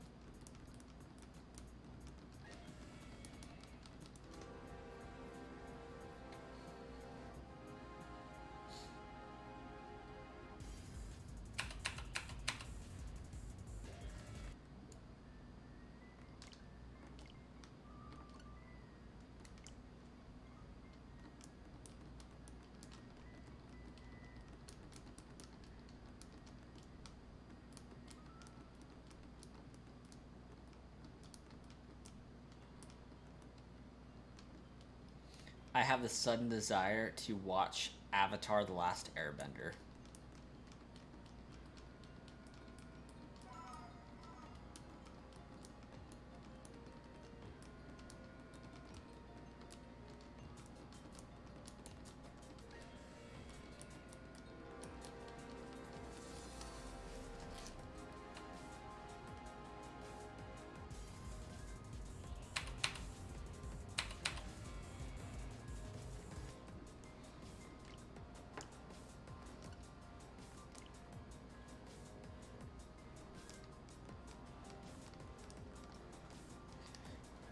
Just went on a whole random tangent of like, I would have to make a Pokemon. Like, if I ever did Fakemon, I would have to make a Pokemon based on Appa.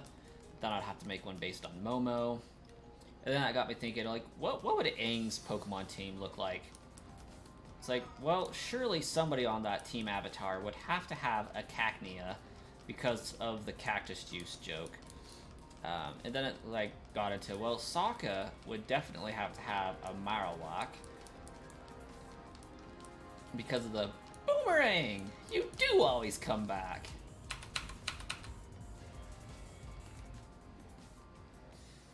And then that made me want to watch Avatar.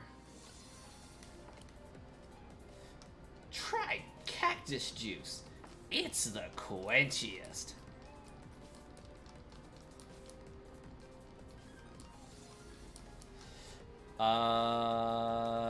If by live action one you mean the one from like 2006, never. If you mean the one that Netflix series is doing an adaptation of, I'm actually really excited to see how that turns out.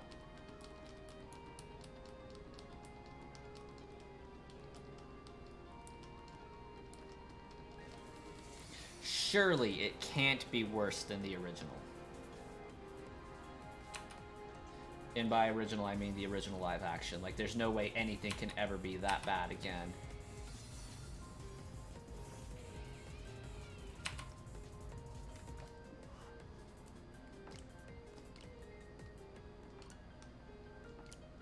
I don't think they did.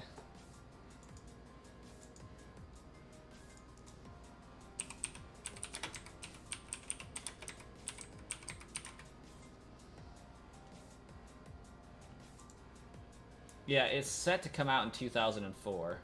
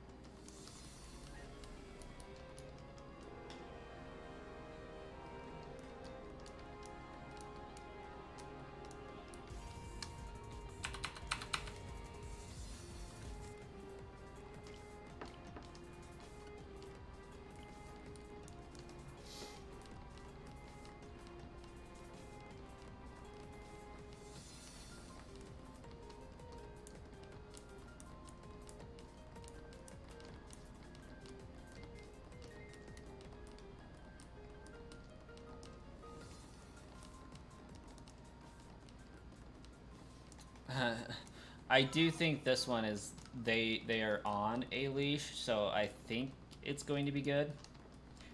I know that they're not going to be looking like I don't think they'll make the same mistake as the original. For one, it's a series, so like we don't have to worry about them trying to fit the entire freaking thing into one movie. That was a terrible idea.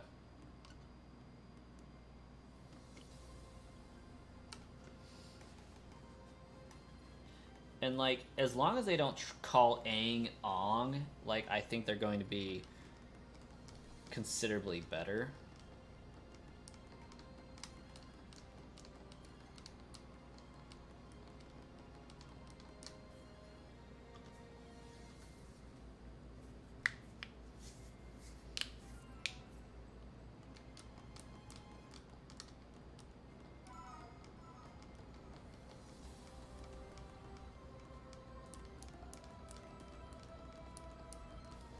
I'm also interested to see what they do with One Piece.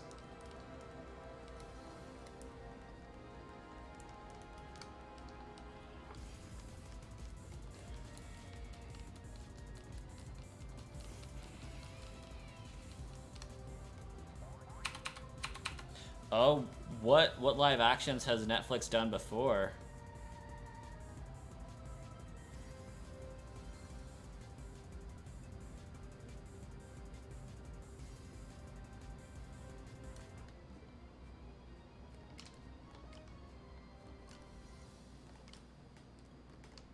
Like, I do remember a Dragon Ball Z movie that came out. I don't know if Netflix is the ones that did it, but that one was pretty terrible.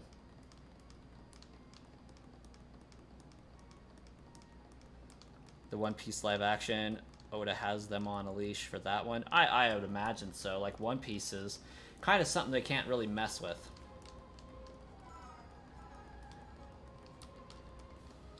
I know they made an Assassin's Creed movie that was trash, but I don't think that one was Netflix themselves.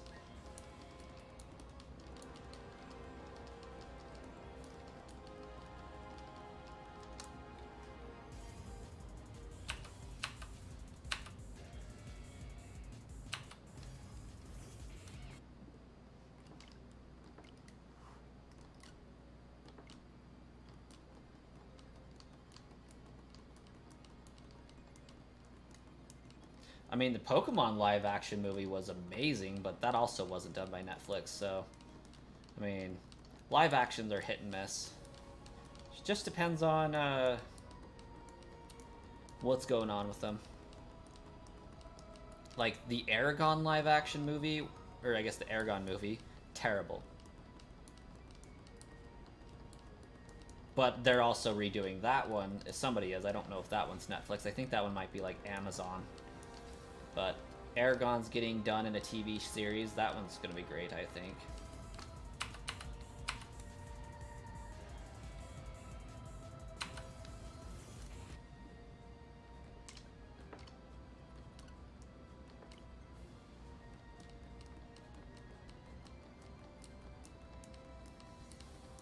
Oh my gosh, yes, Death Note was terrible.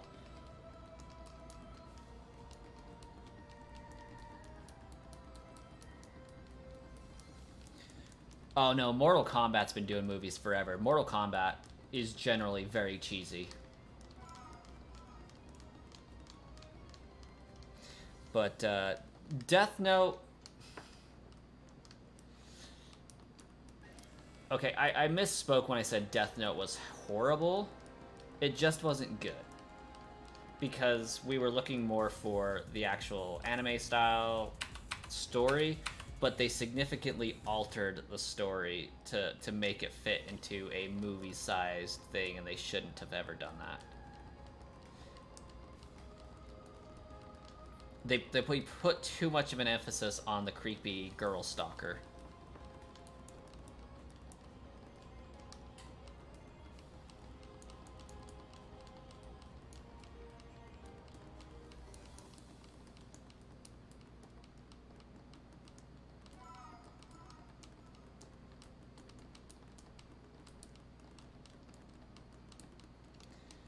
Yeah, he has a girlfriend that like basically finds him by stalking him.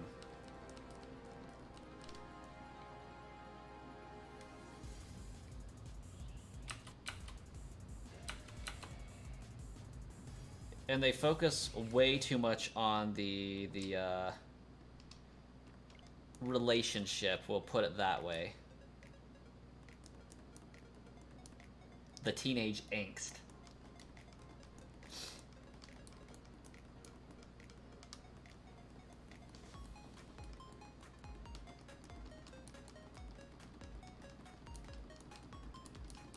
Oh yeah, I haven't seen the Attack on Titan live action, but I heard they made, like, somebody made one. But no, like, I mean, Death Note, Light Yagami ends up killing this guy that this girl was assaulted by in some form or otherwise afflicted by. And she finds out who he is and basically starts to worship him and has an obsession with light to the point where I think she has a Shikigami as well. And she makes some sort of a deal with hers so she can see people's life force and how many years they have left. Light would never do the deal. But he basically uses her in his schemes. And they do have some sort of relationship that he maintains to keep on using her. But the Netflix adaptation focused way too much on expanding the relationship that was never there. Blue Demon giving me a little bit of trouble, yes.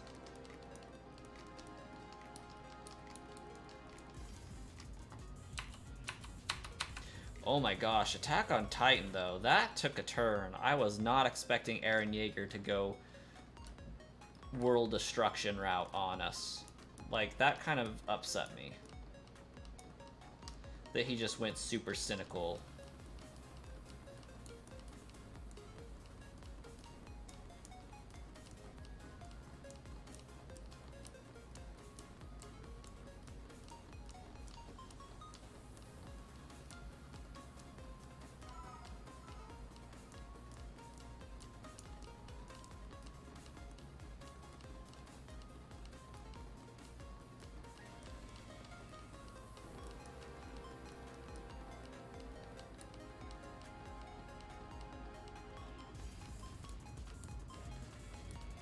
You could tell Eren was.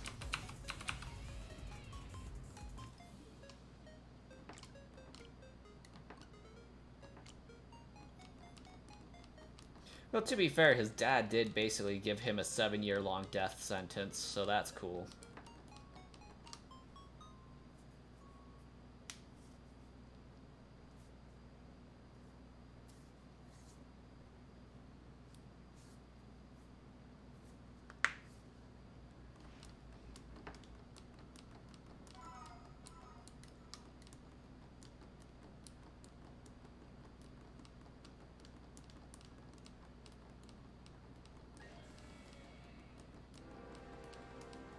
I like the fan theory that he and Historia had a baby, though.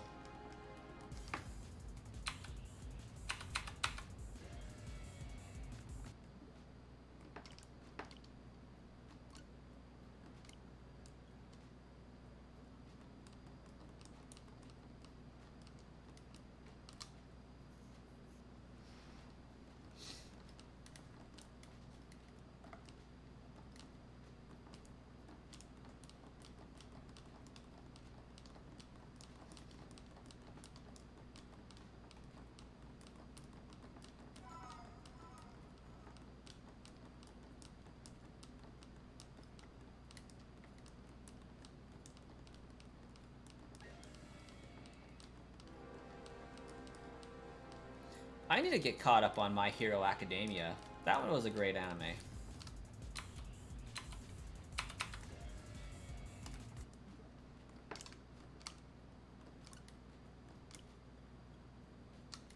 Like, that one hits me in the feels. They did a great job.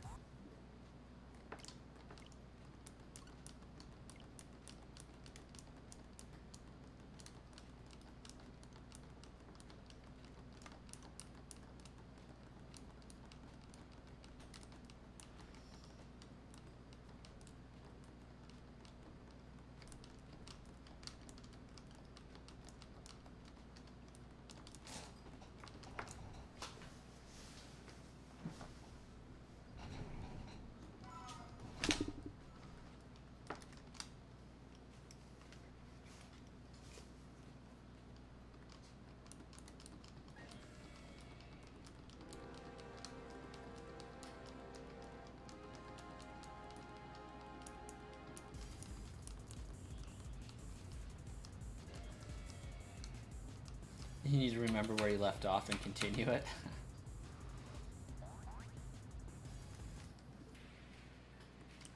I think My Hero Academia does really well with integrating full-on movies within the overarching story and having them still make sense. Like, the last movie they did was phenomenal, I think.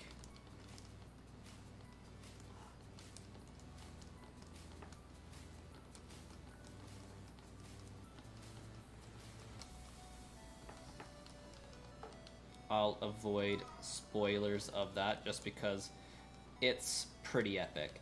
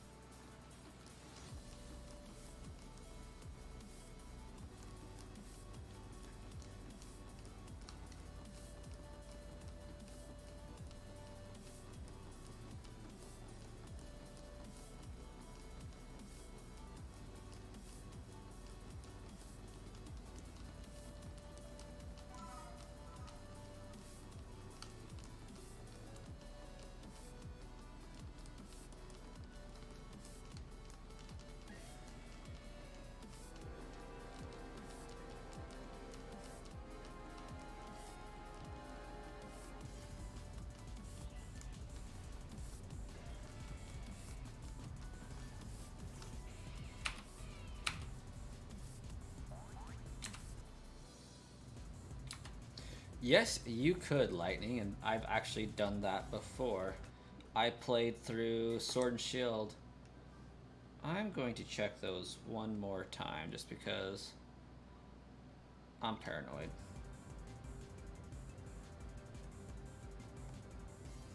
Okay. Yeah, I played through Sword and Shield as a Japanese player before. Just to get a Masuda Ditto. Hunting Phidian and Sunkern and SV sucks. Dude, I imagine. That does not sound pleasant.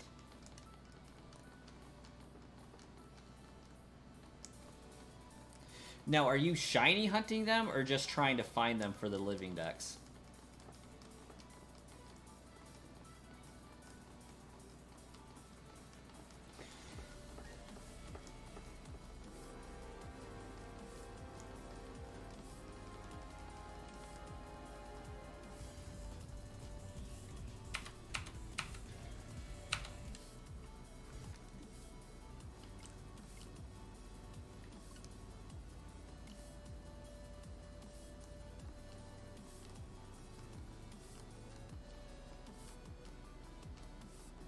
Oh, nice, nice, easy peasy. That's awesome.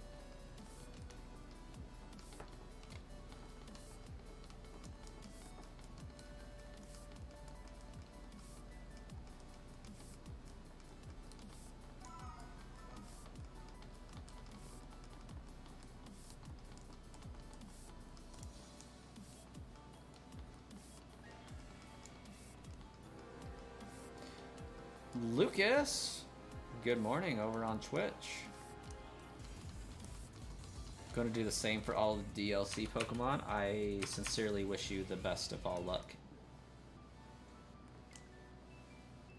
My goal right now is finishing up all the shiny legendaries,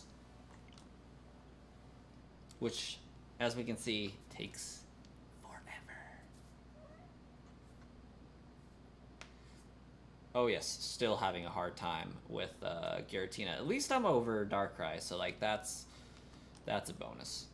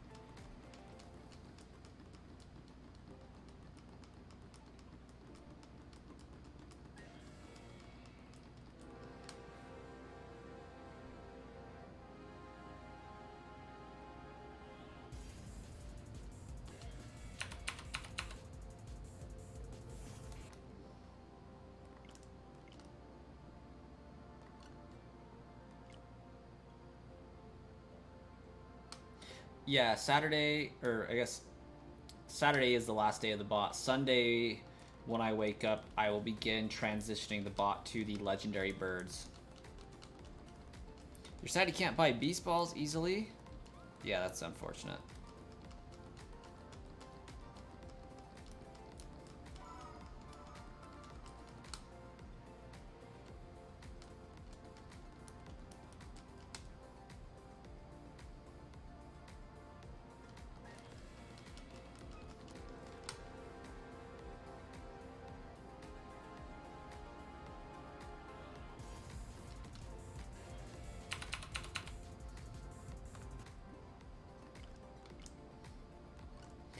Different time zone.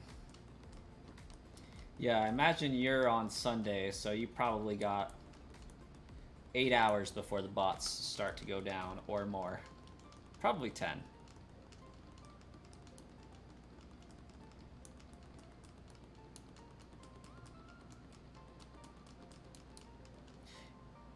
Yes. But none of them will be non-shiny. They will all be shiny. I am going to have to do them in 2 videos, however.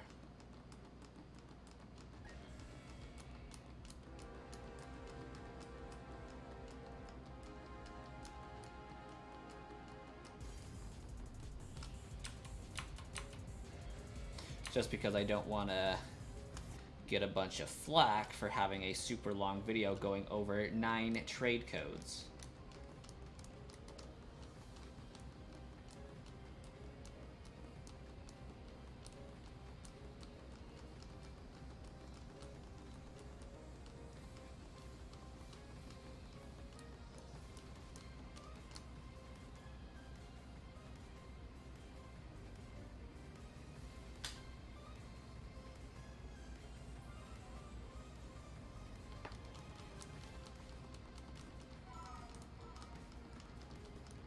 Oh yeah, then it'll probably work through Sunday for you.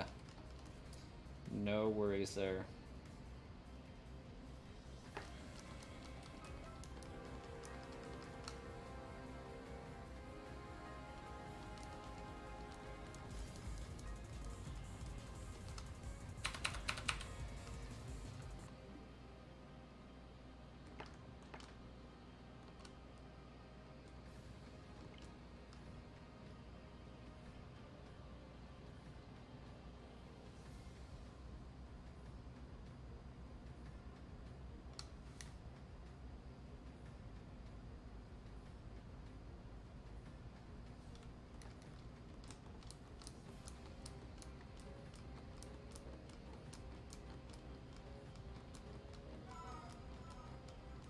Maybe you need to show someone the damage of a dragon's breath from a 12?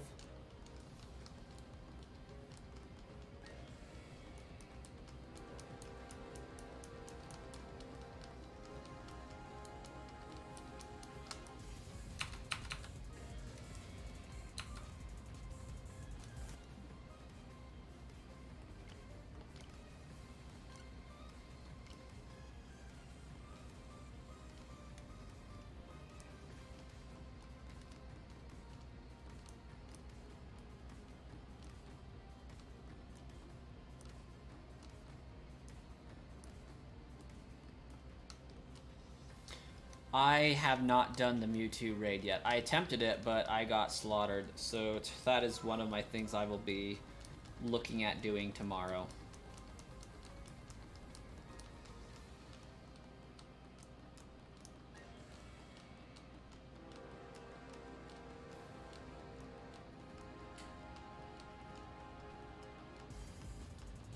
Oh, it's insane.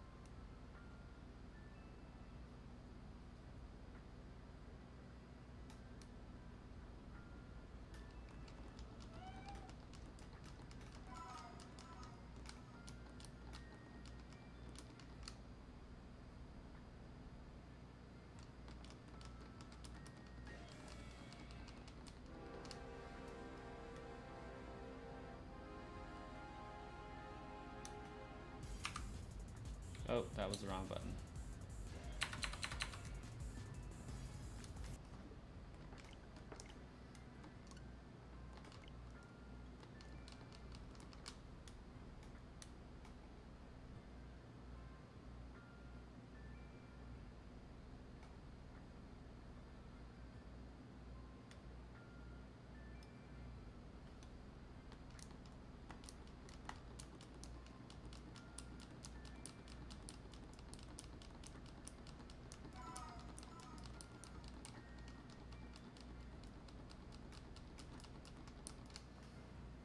Hey, Kingsguard, welcome.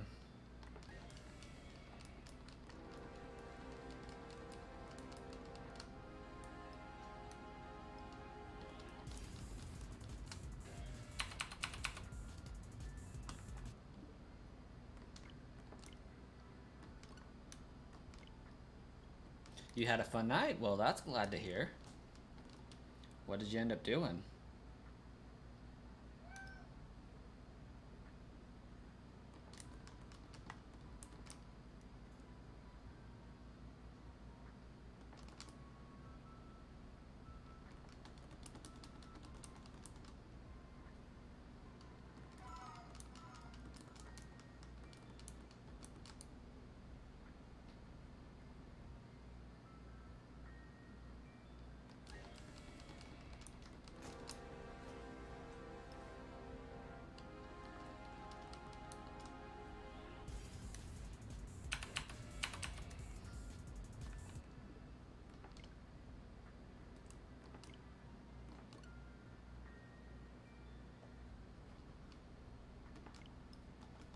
Went to a party dance with your girlfriend and then went out with some friends? Sounds like a great time.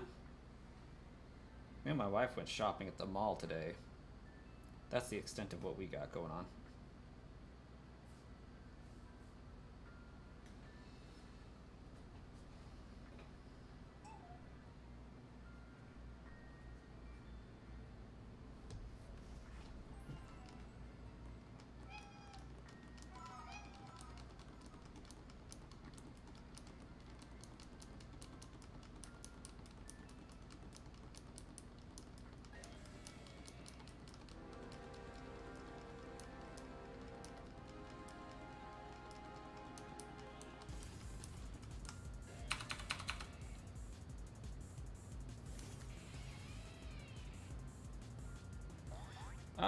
It's going alright. Not well enough to find it, evidently, but it's going pretty good. I've been having a great time.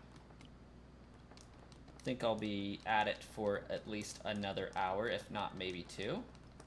Really gonna get into the 3,000 range tonight, see what we can get going on there.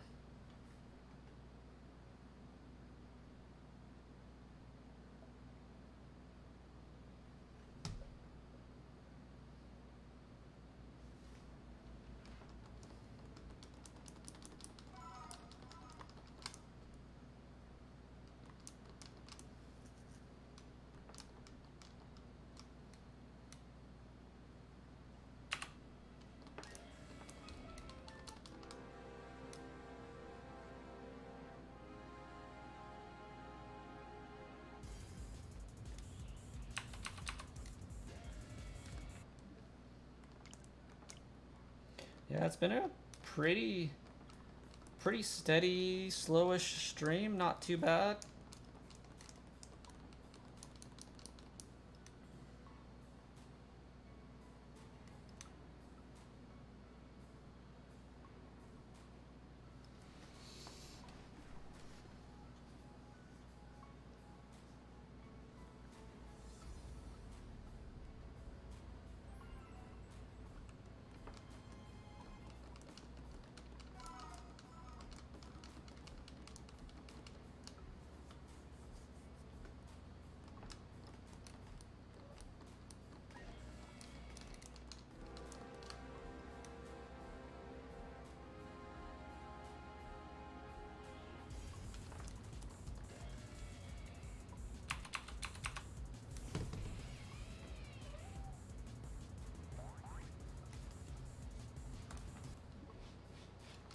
I'm looking for a new 3DS XL, And you would not believe how expensive these things are.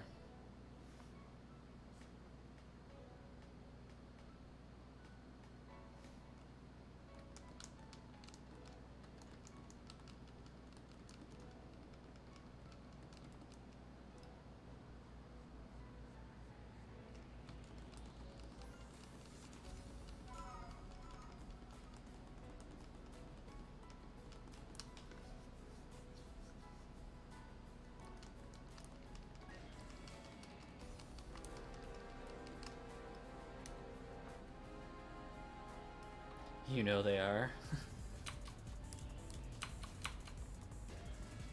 Like, they're easily 250 bucks. It's like, hot dang.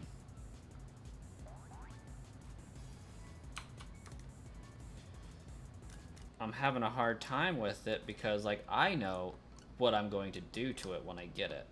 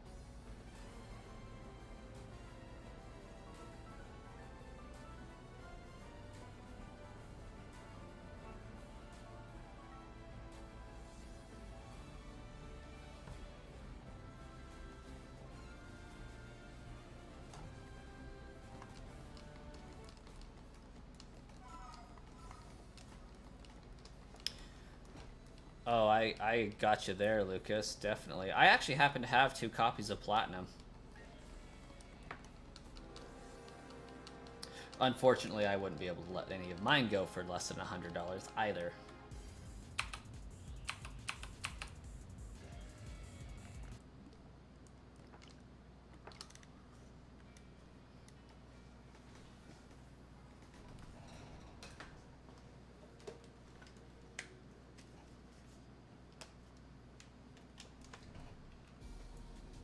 But somehow I managed to get 2 copies of Diamond, Pearl, and Platinum quite accidentally, and eventually I will be selling one of each of those copies. However, right now they just happen to be really conducive for an upcoming shiny hunt that I have that I want to be able to do.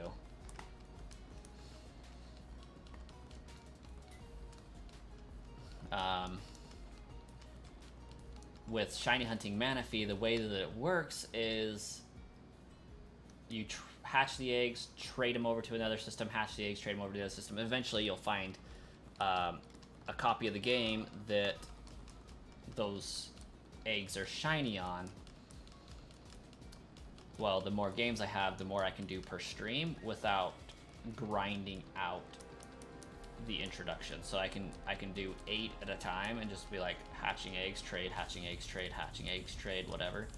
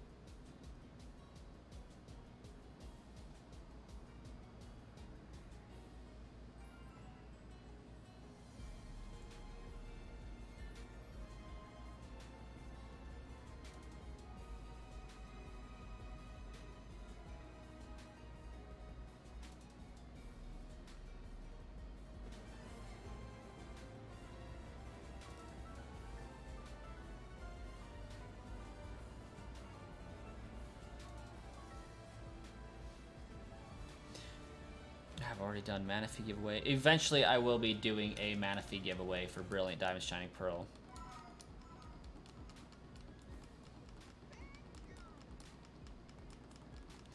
But yeah, they will definitely be getting done.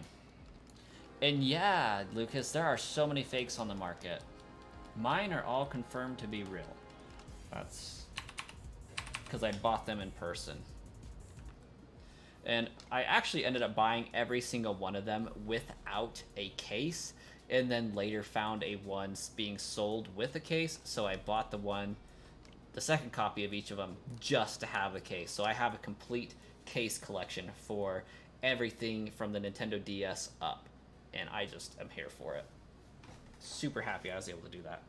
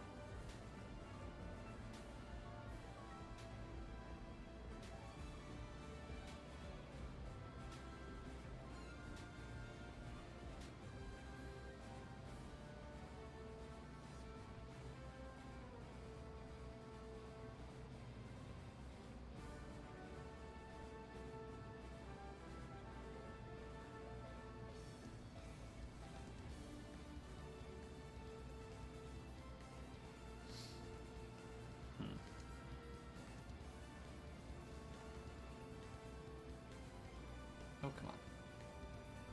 There we go.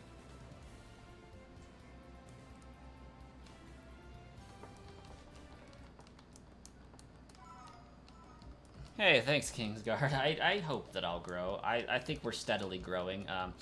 As a streamer, I like to grow more. Like, typically we have between 10 and 20 viewers, and that's up from last year, so I'm hoping to get up to about 50 people per stream. If not 100 would be awesome. At that point, I would say that's probably going to be my full-time job, is being a streamer, but I don't do a lot of crazy stuff. So stream growth is a little bit difficult, especially when most people are here for my giveaways specifically. It is what it is, but it's all growth. I'm hoping to start doing some shorts with Pokemon-related content, just random factoids, tidbits, knowledge, and all that fun stuff. So maybe that'll drive some people in.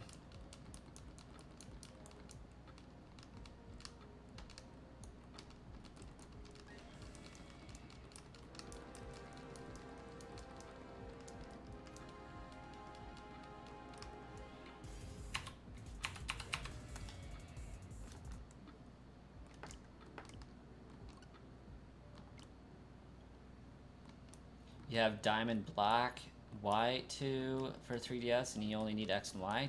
Nice.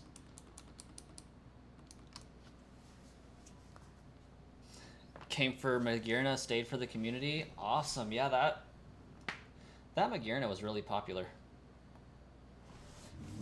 I didn't think both of those videos would get 12,000 views. That was awesome.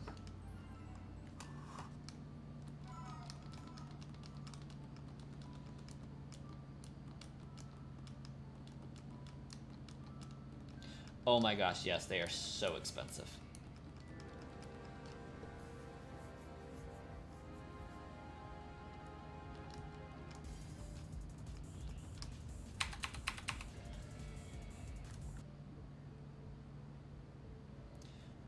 It's very possible that they'll increase in price.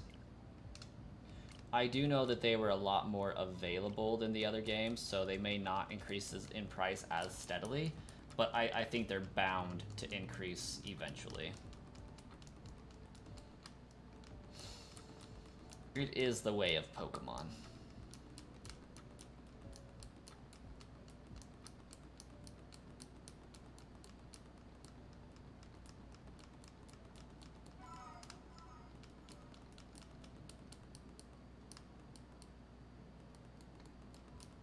You missed the Meloetta one? Dang. I would have just done Pokemon Go at that point and traded it from Go.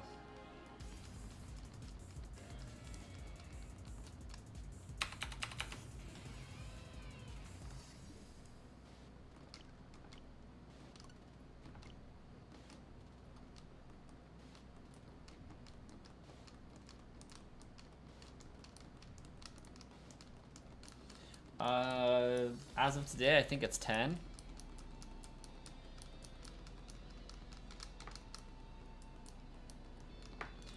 Meloetta, I only now legitly have because of Pokemon Go. Meloetta was the one Pokemon I retained from Pokemon Black and White that was action replay hacked into my game.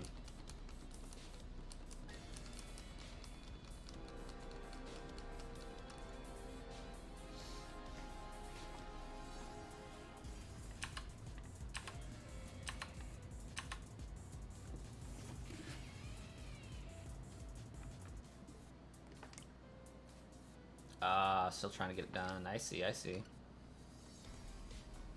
Oh, hey, it's officially a new day. I can catch a Pokemon on Pokemon Go and further my research for Mew. I'm on that Shiny Mew quest where you have to catch a Pokemon every day for 30 days. Quite annoying, really.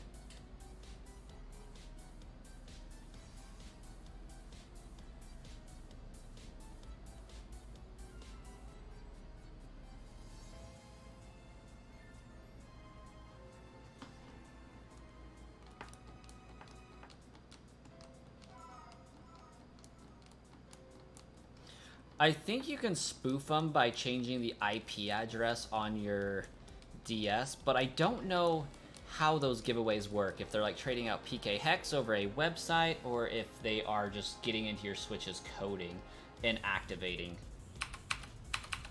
that. I need to do some research on that.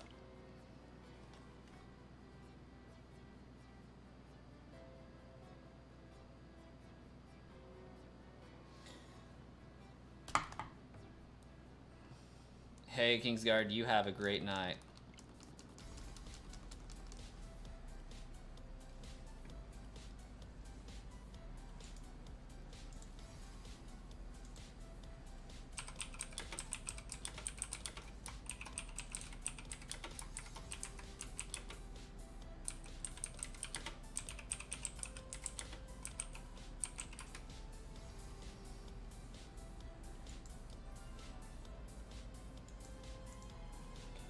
Alright. Oh, come on. Where'd it go? Okay, there is a new bug that allows all of the DS Pokemon games to access every mystery gift. Oh, that's not where we want to be.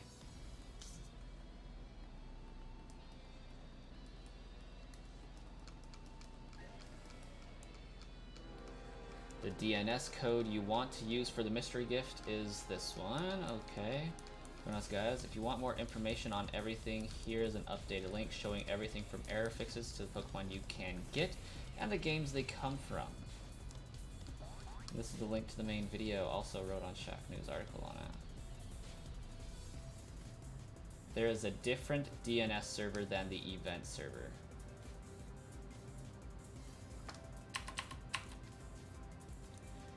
Interesting.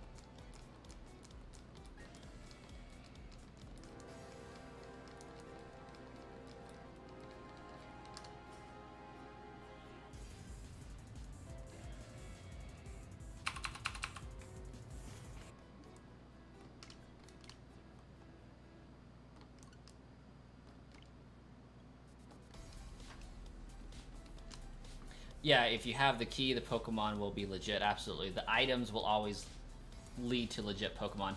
The question here is, Pokemon Black and Black 2, White 2, they had giveaways for Meloetta, Genesect, and some other Keldeo.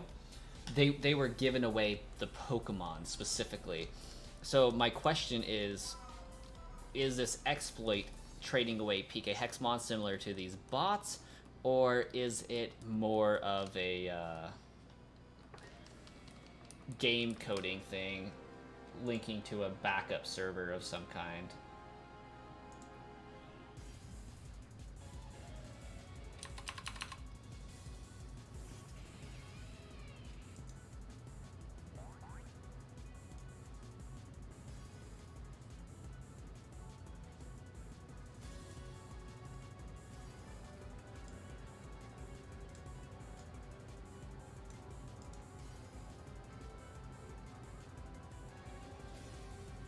Oh, that's just not gonna do.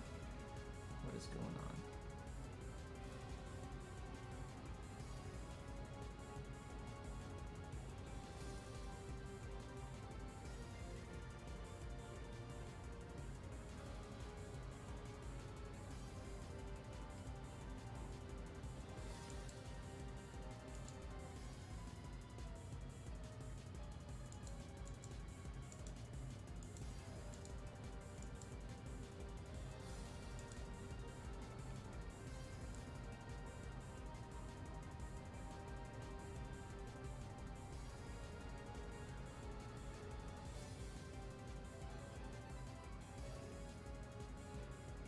Oh, that's what's going on. That never changed.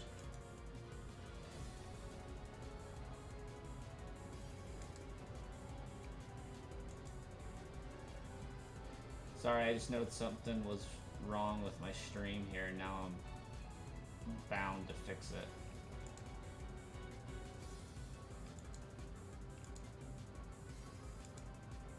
There we go.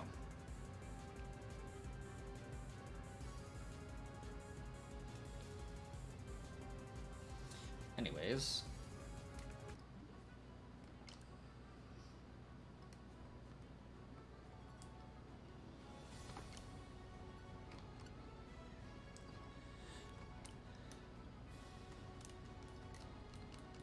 Yeah, that's just something that I've never researched before, so I gotta look into doing it.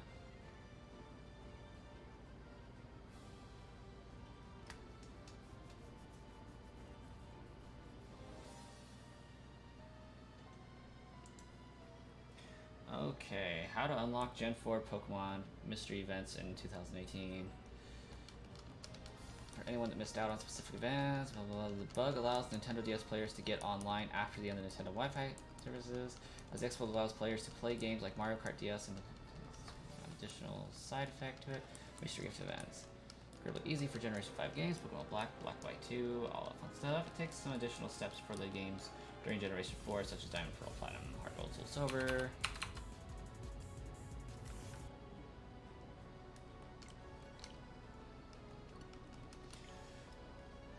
Begin, this exploit is doable, blah blah.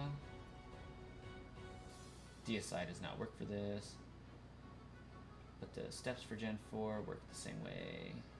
Cool. Connection, awesome. Skip this part. If not, head to settings. Head to change settings, DNS, auto obtain. Okay, type in that. Okay, seriously, that's it for the Gen 5. You're done, ready to go. For Gen 4 games, however, the internet settings were individual for each game. Okay.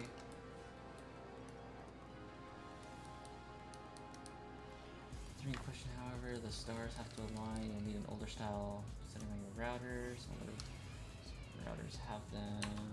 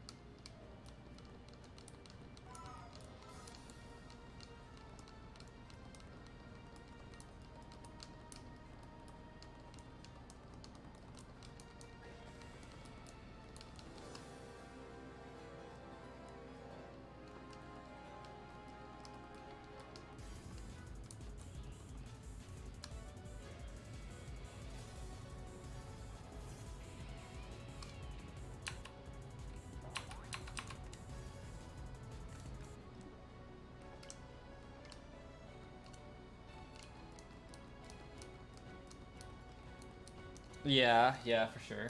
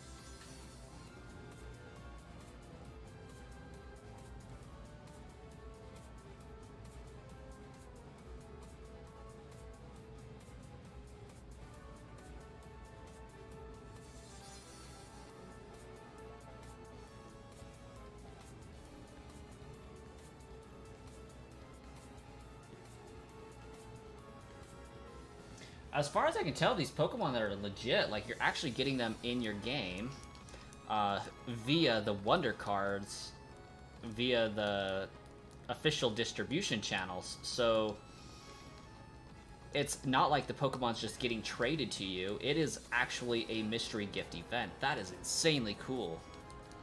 That was a good piece of research. Thanks for putting me onto that, because it's something that I've been wanting to do and have been putting off. And it's like, hey, now's a great time to do that. I can get a legit Keldeo, Meloetta, and Genesect in the original games. That's going to be awesome.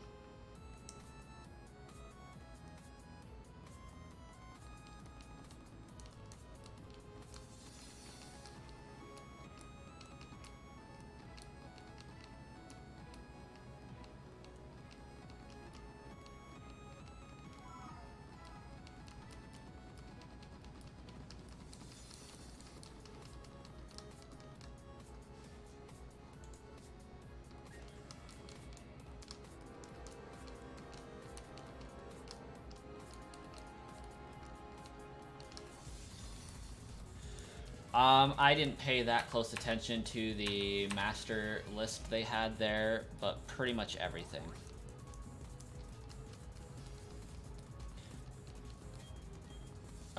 Really, I mean, there is going to be some event differences available, but for the most part, Black and White, and Black and White 2, they pretty much had the same events because the games were done how they were. Like, they made it so that... Okay, that is working. They made it so that any code you could use could be done in both games. And I think they did the same thing for X and Y and Oris. If you had a code available in one game, it was available in the other games. It was a generation thing, not a individual game thing.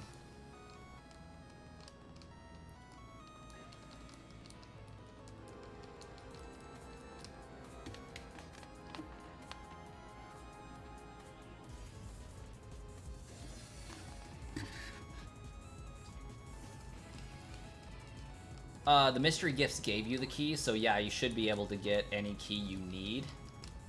Because it does work with Generation 4 games. It's just very, very, very, very difficult to get it to work, from what I briefly read. Yeah, some of the events straight up just handed you the Pokemon, others handed you an item used to get the Pokemon.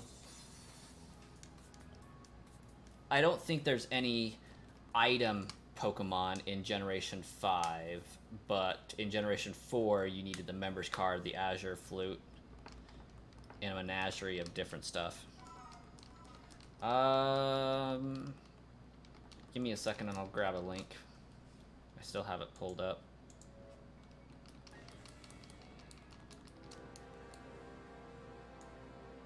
Hopefully it still works, because the 3DS is dead. I didn't check that.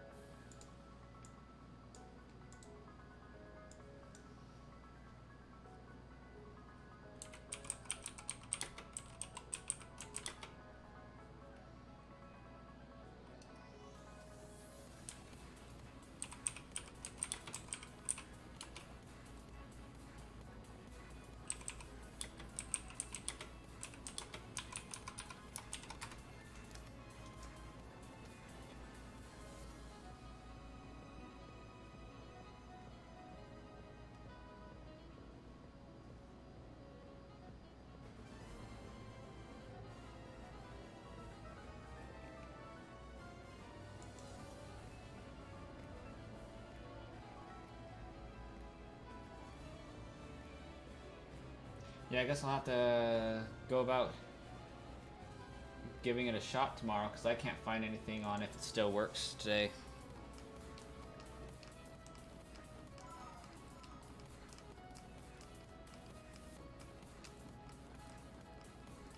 Oh, yeah. Victini, that is the Liberty Pass. But that one's easy enough to do without spoofing. That one you can just do with an R4 card for like 30 bucks.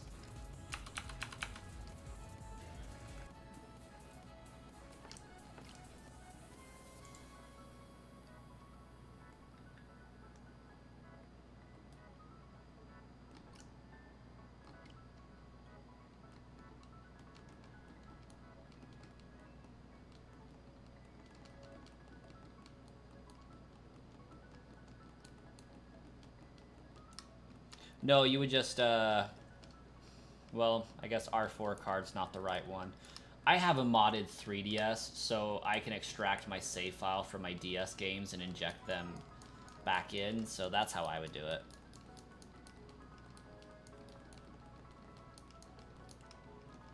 But yeah, you could do it that way as well, trade it to yourself if you have 2 DSs. You have a modded 2DS XL, then yeah, I would just extract your save file, edit the Liberty Pass in, and then inject the save file back into your game and be on your merry way with Victini.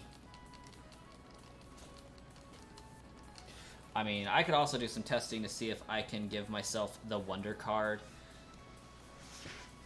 on my copy of Black and see if it will let me get the Pokemon.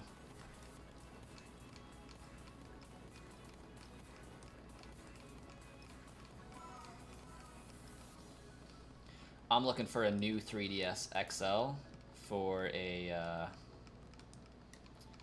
capture card project I want to do.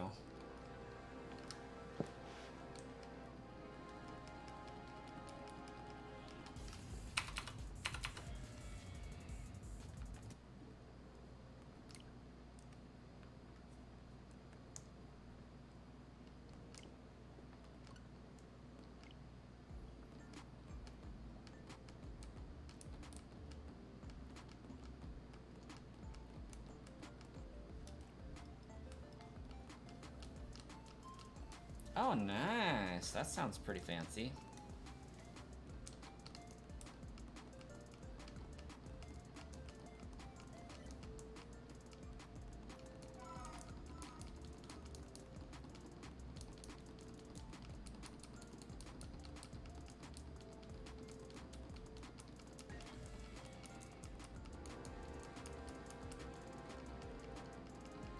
Still want the Pokeball edition. That would be cool.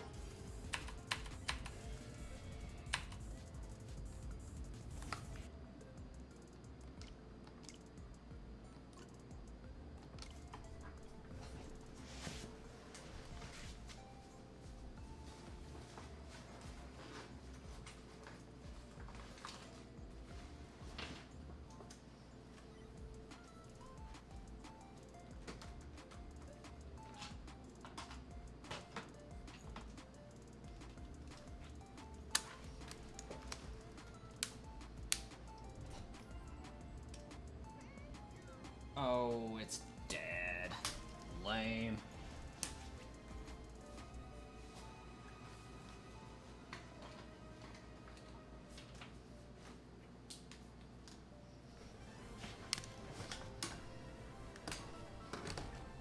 Because naturally, we're talking about it, I gotta satisfy my brain's curiosity.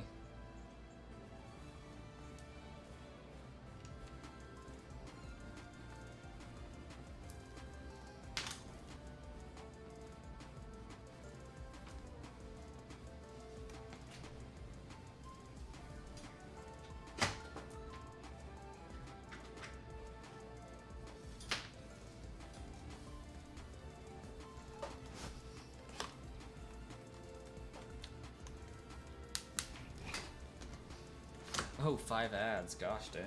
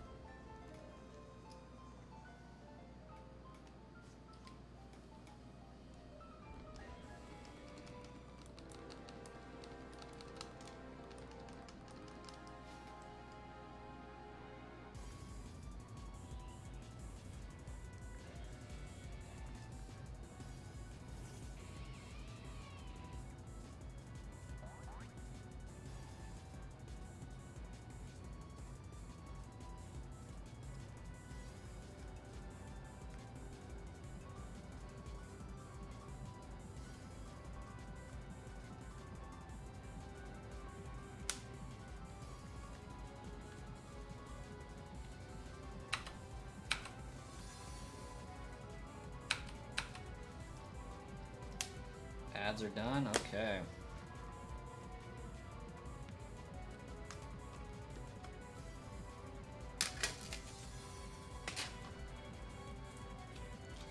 Oh gosh dang it. Everything's in my backpack today. What the heck?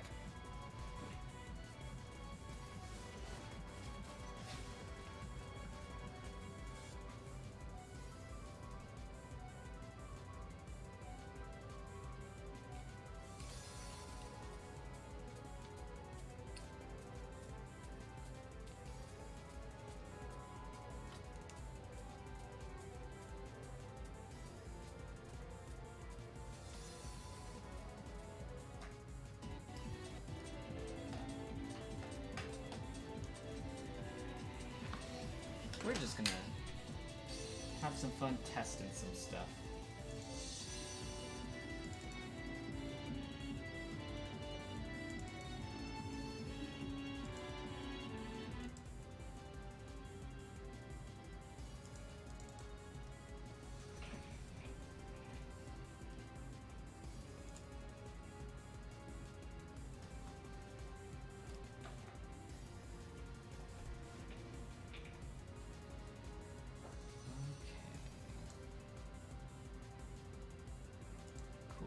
Choices for memory cards. Awesome.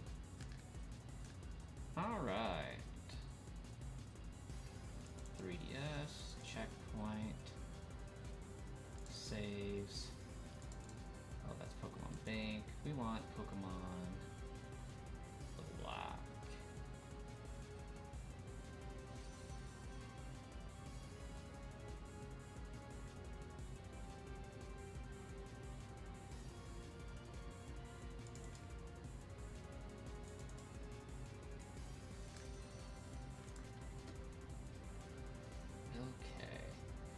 If we go to the save and I edit, oh actually,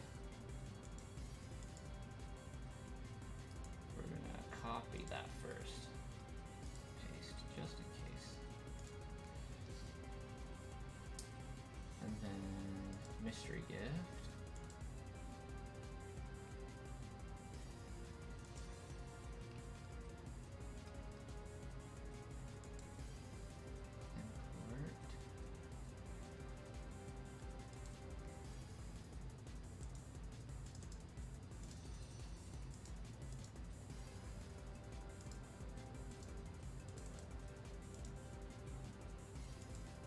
Oh, I'm gonna have to check on how to give myself mystery gift wonder cards.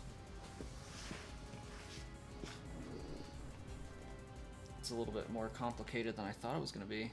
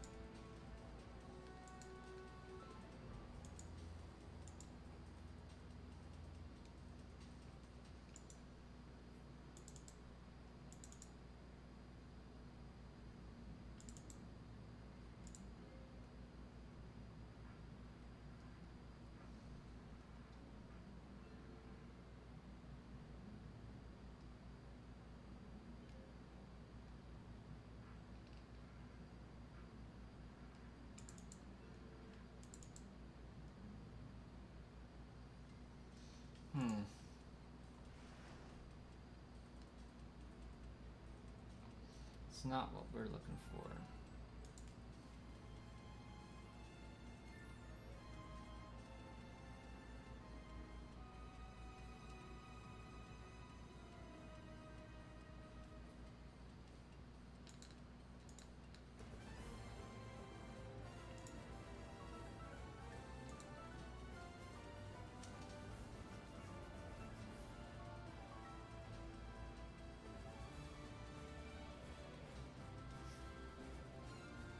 Hey, Xenomorph.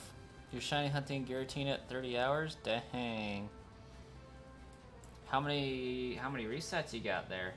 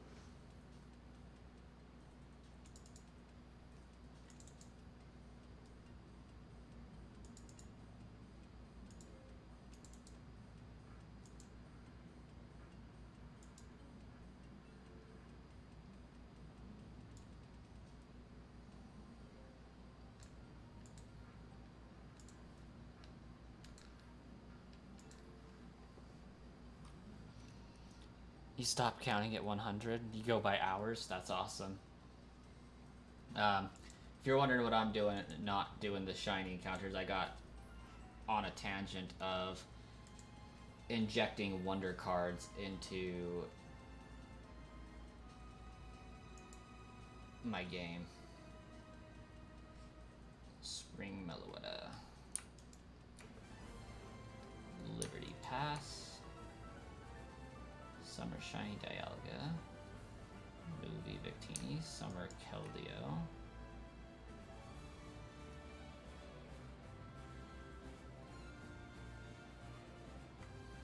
Summer Shiny Giratina, because why not? Shiny Palkia, Shiny Dialga, Iris's Axew, we want Plasma's Genesect. Why not get Plasma Deoxys while we're there? Winter Keldeo, because why not? Shiny Larvitar, okay, cool.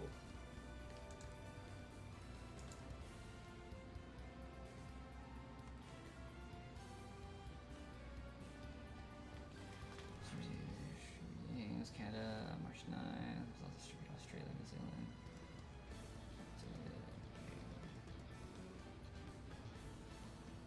Doesn't say what the file actually is though, but we're gonna give it a shot, because why not?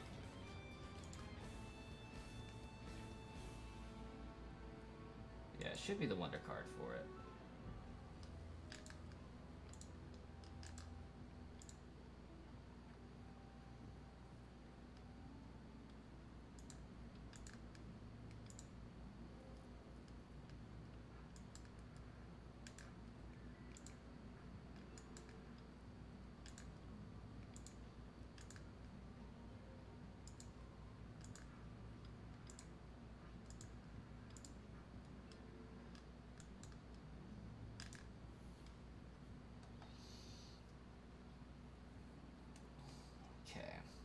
So those should show up in my downloads folder. Yeah.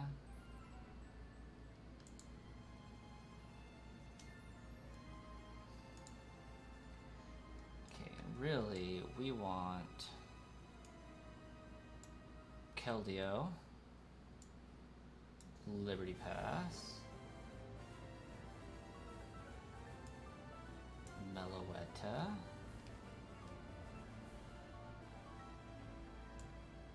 Genesect.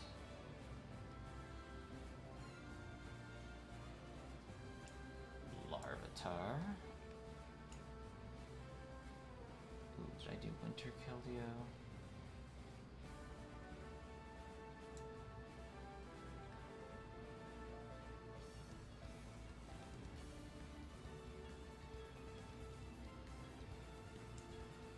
Deoxys.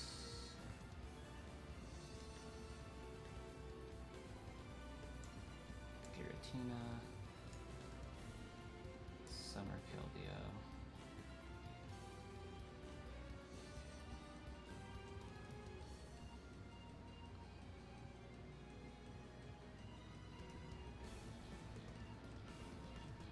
Oh, I don't have Dialga in pocket. Oops.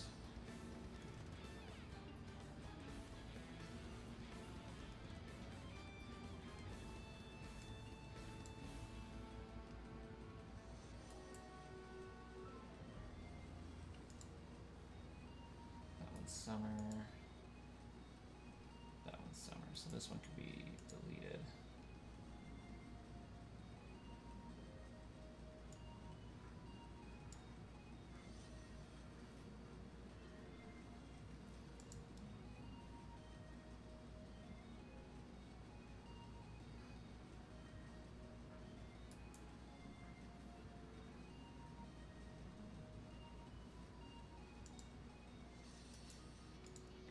Okay, we're gonna put those on hold for a second, because I think I can only do 3 at a time.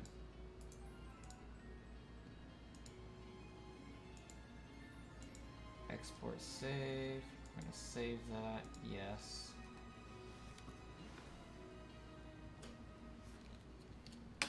We're experimenting here, Xenomorph. Hopefully you're still hanging out. We'll get back to the shiny hunt here in a second.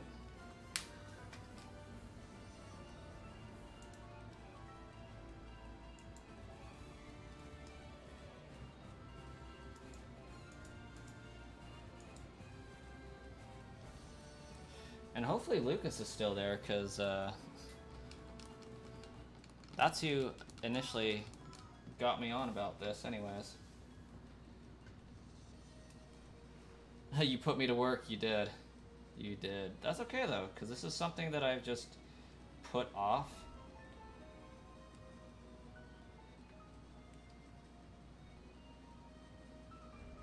And now I want to know if it works.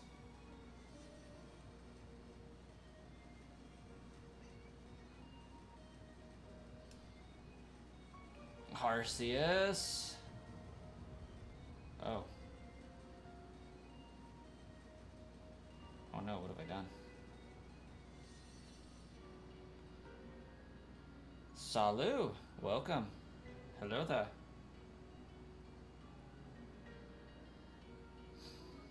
I think I broke my DS.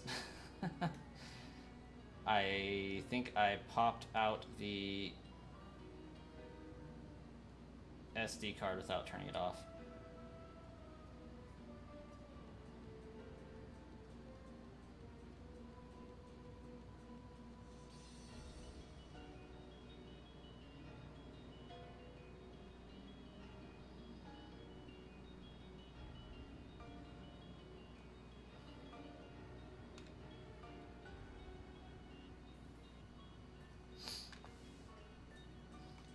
Or I just broke my save.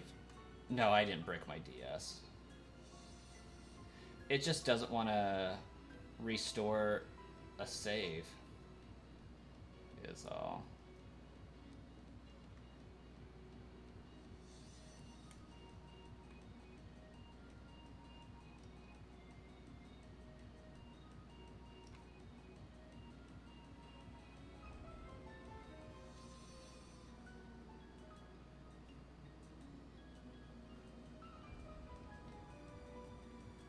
Okay.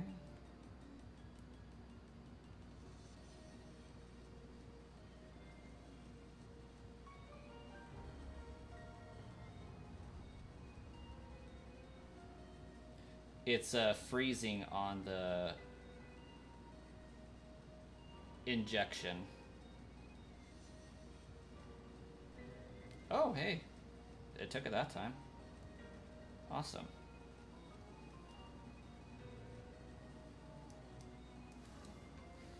see what we got going on.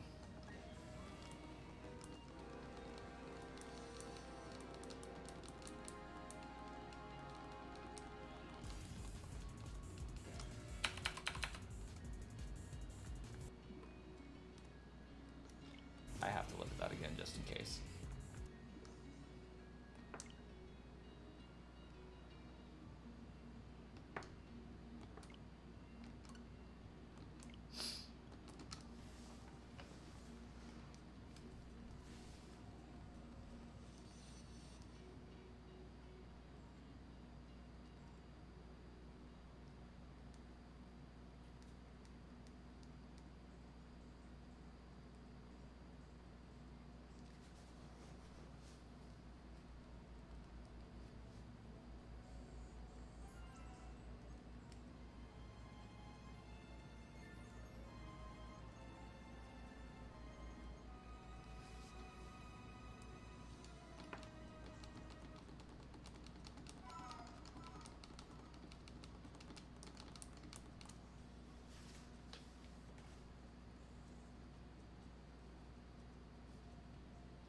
Oh, delivery guy is there. Delivery guy is there.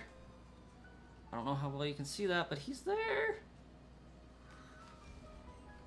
Good evening, you must be Brass. I've received a mystery gift for you. Here you go. Your party is full. Please make room for the gift. Oh my gosh, if this works, I'm gonna be so ecstatic.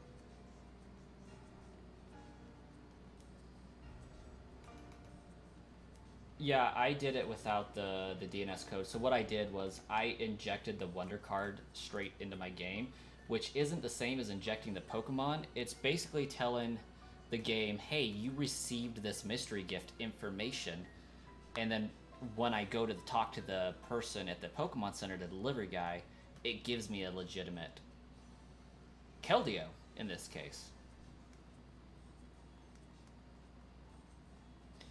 Okay. This one was the Liberty Pass. Awesome. And I got a Meloetta. Okay. That was amazing. Now I just need to do it for the Genesect. And now I have legit Pokemon.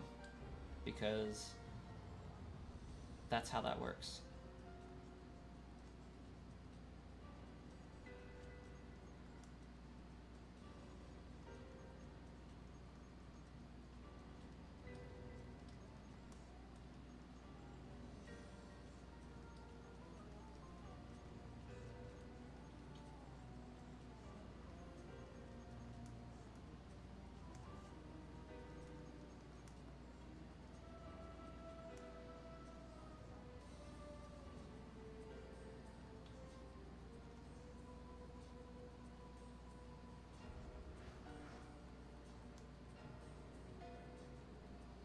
Your party is full. You dare challenge me? Yeah, that's freaking sweet. That was well worth the detour.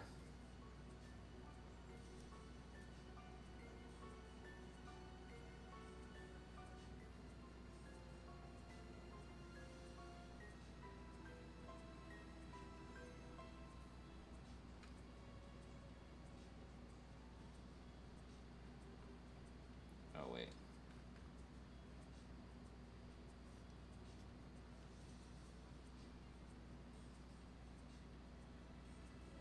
Oh yeah, yeah, I just did it all into Pokemon Black there, legit copy. Easy peasy.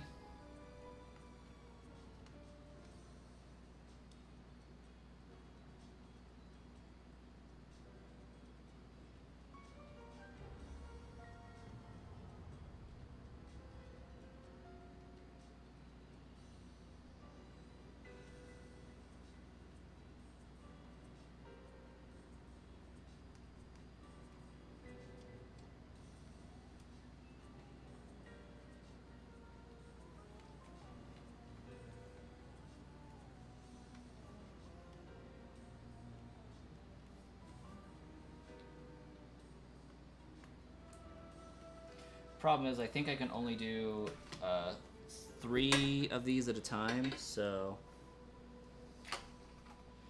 yeah, a little bit of a hassle there, but whatever.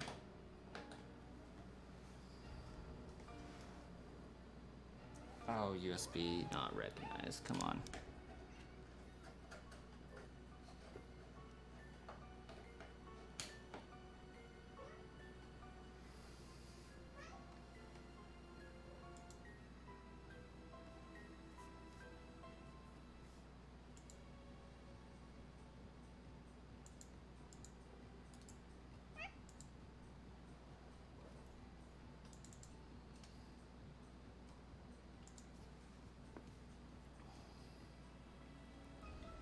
So I definitely need to add Genesect in there.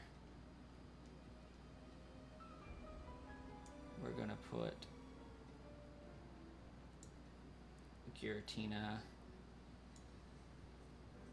Deoxys, Larvitar, Dialga,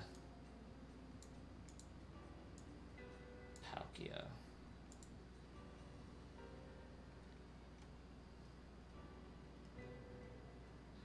Except for I need to actually get the SD card to read.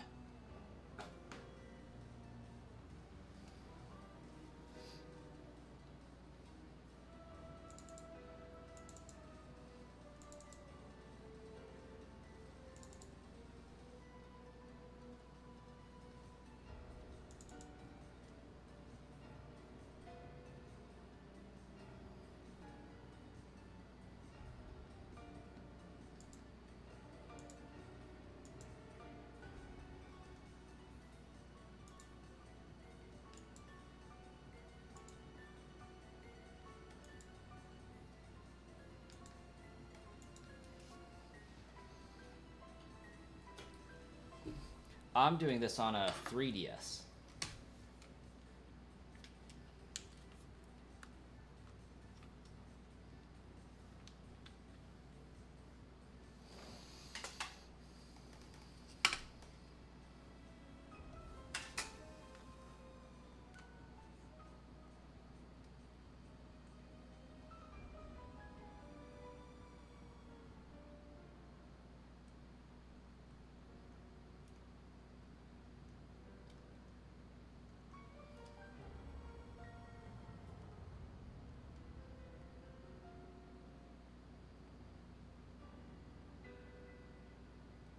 I can certainly make one and post it up on the channel. It's not complicated at all.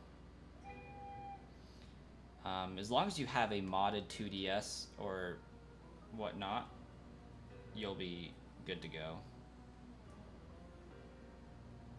Okay.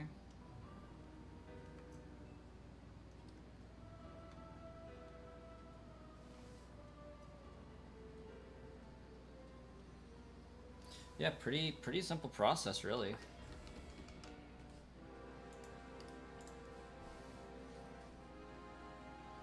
I just don't know why I haven't tinkered with that until now. Because, yeah, that's like giving me a fully legitimate Pokemon, because it's just copying Wonder Card data, and the game's the thing giving it to me, so...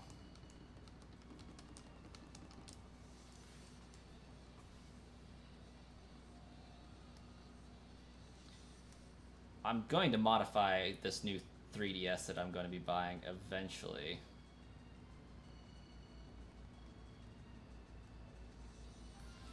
But I'll have to do a video on modifying a 3DS at that point. However, this one will be pretty easy to do. Uh-oh. Why am I here?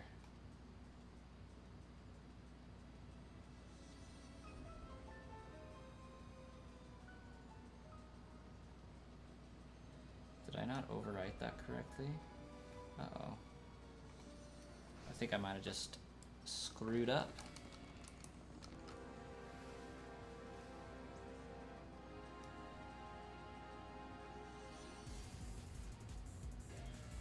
We'll see, though. Nothing too drastic.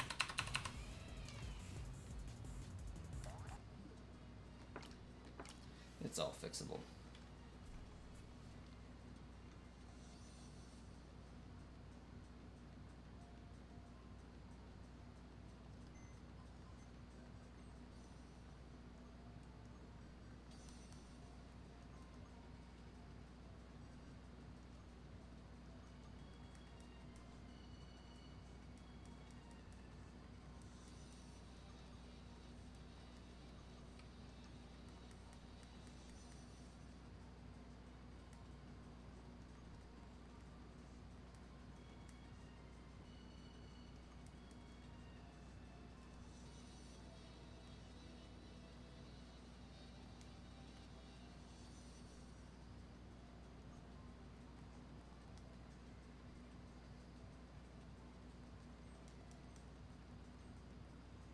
Okay, we got Keldeo again.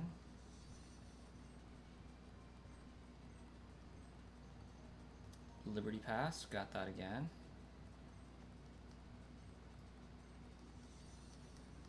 Meloetta, awesome.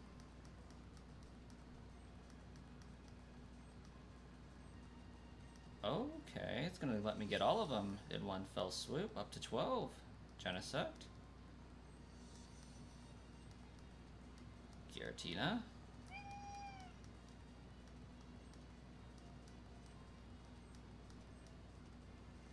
Deoxys.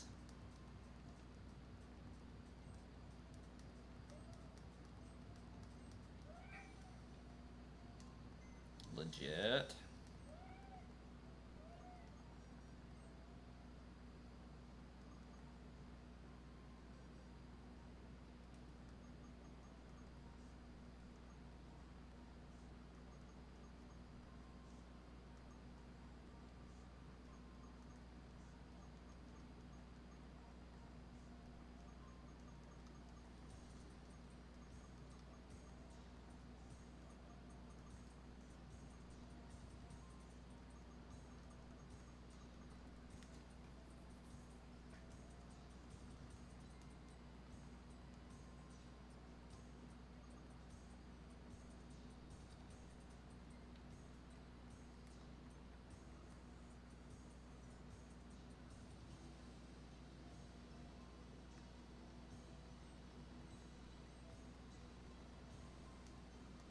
Got the Larvitar.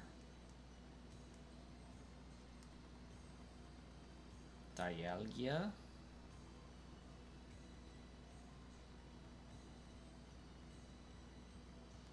And there's the Palkia. Got them all.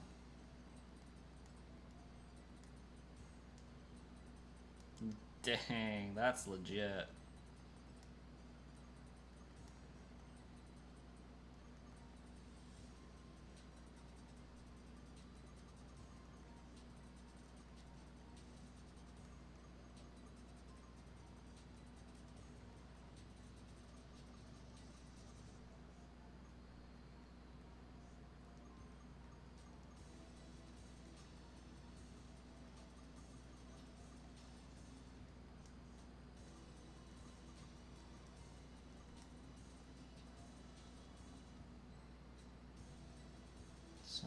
Summer, Plasma, Spring, Plasma, Summer, VDC 12.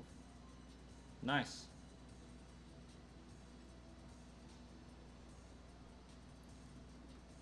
Faithful Encounter.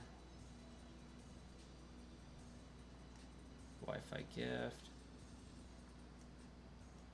Yep. That's how you do it.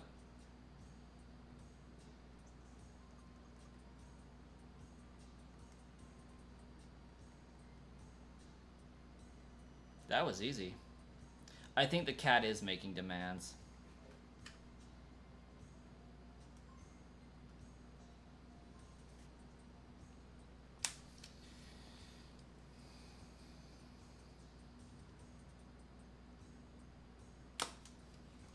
Well, wasn't that special? That was well worth the detour.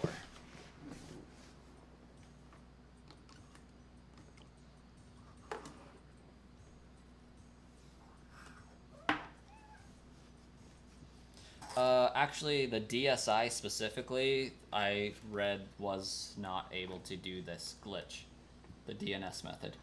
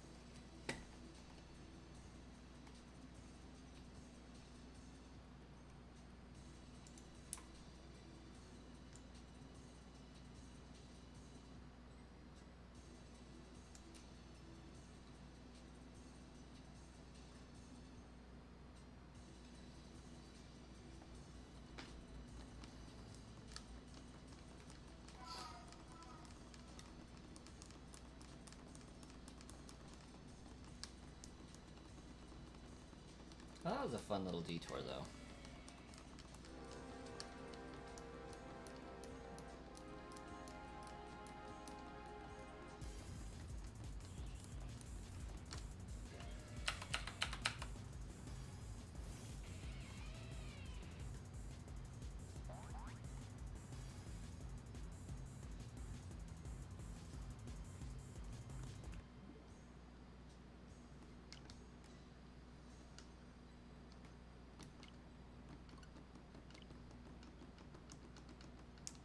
Oh, no, no, no. The DNS method should be legit. Basically, it's doing the same thing.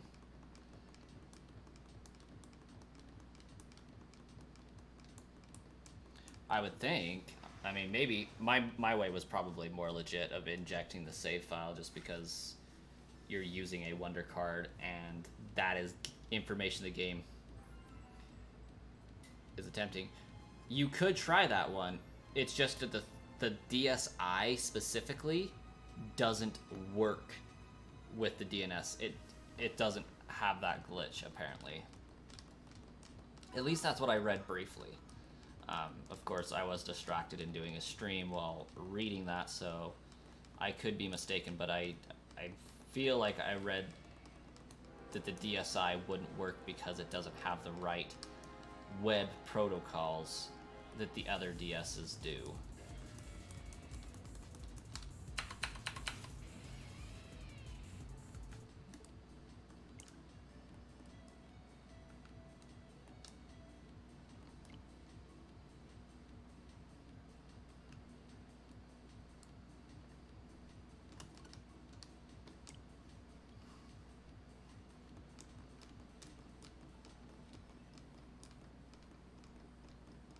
Alright, best of luck.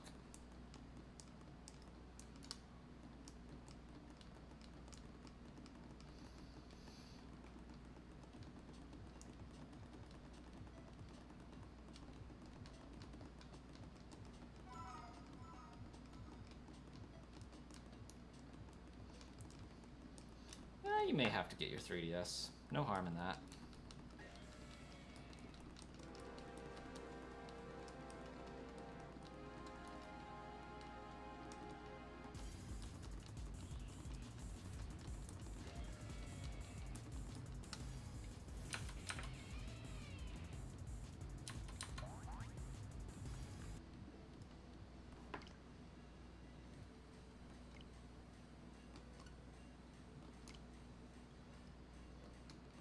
Fair enough.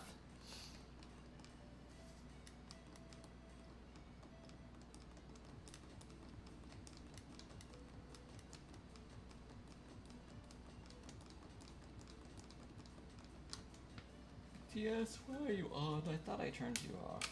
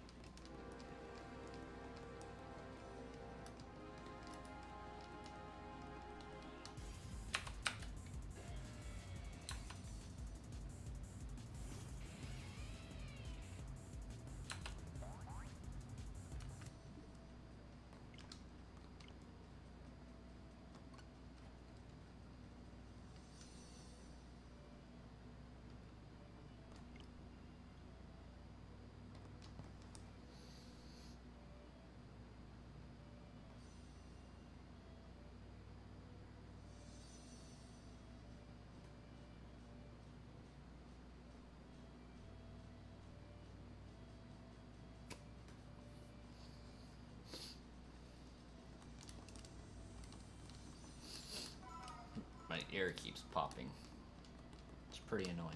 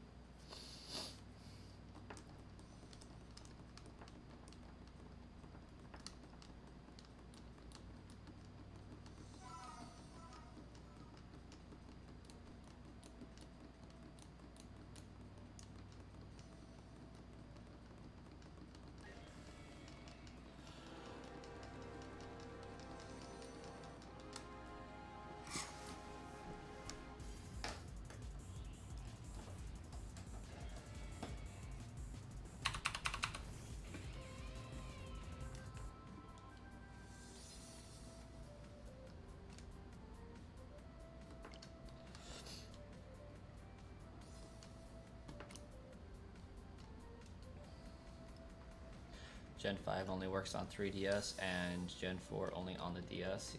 Okay, yeah. That makes sense.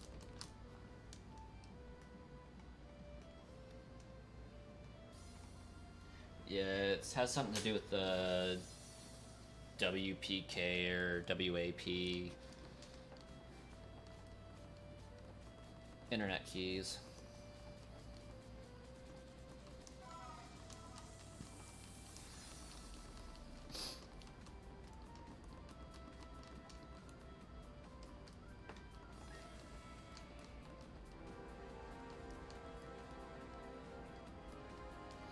I remember back when I first got a DS and got a Nintendo Wii, trying to connect those things to the internet was a freaking nightmare.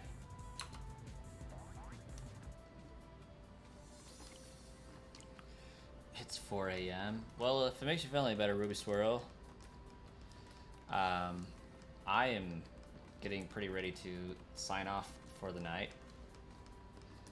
The goal of the stream was to get to 3,000 encounters. I was going to get to 3,100, and I honestly probably could if I stayed up till 3 in the morning, but I'm probably not going to do that, so I think I'm going to end at 3,000. Giratina may very well surpass Darkrai. Caught your first DS, hopped on Mario Kart. Yeah, I will probably be doing some Mewtwo raids tomorrow when I wake up and get the bots going, so, you know, when it's not 4 in the morning. Probably closer to noon on Mountain Standard Time, or probably even 3 p.m.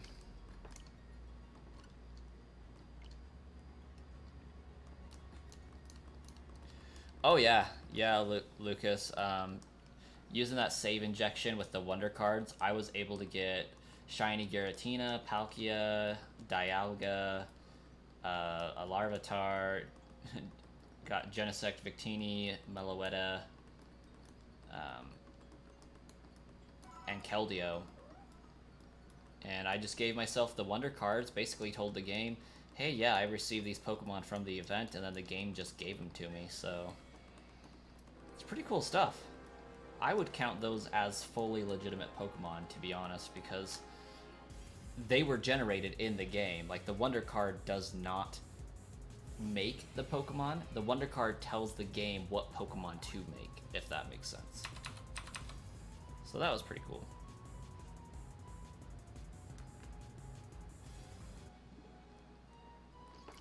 But yeah, that is 3,000 encounters. I'm going to do one more just because I want to hit over 3,000.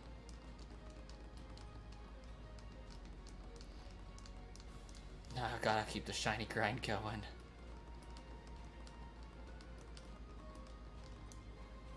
I still do not know how to use Mew exactly, but I'm gonna learn tomorrow, that's for sure.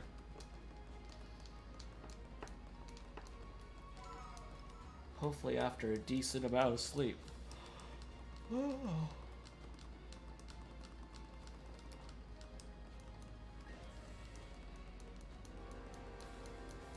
No, well, I probably do. I just never use it because I don't deal in illegal downloads of games, so I don't really have any need for the homebrew shop.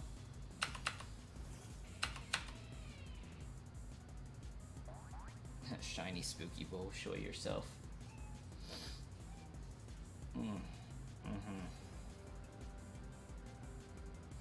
But alright, I'm gonna go to sleep.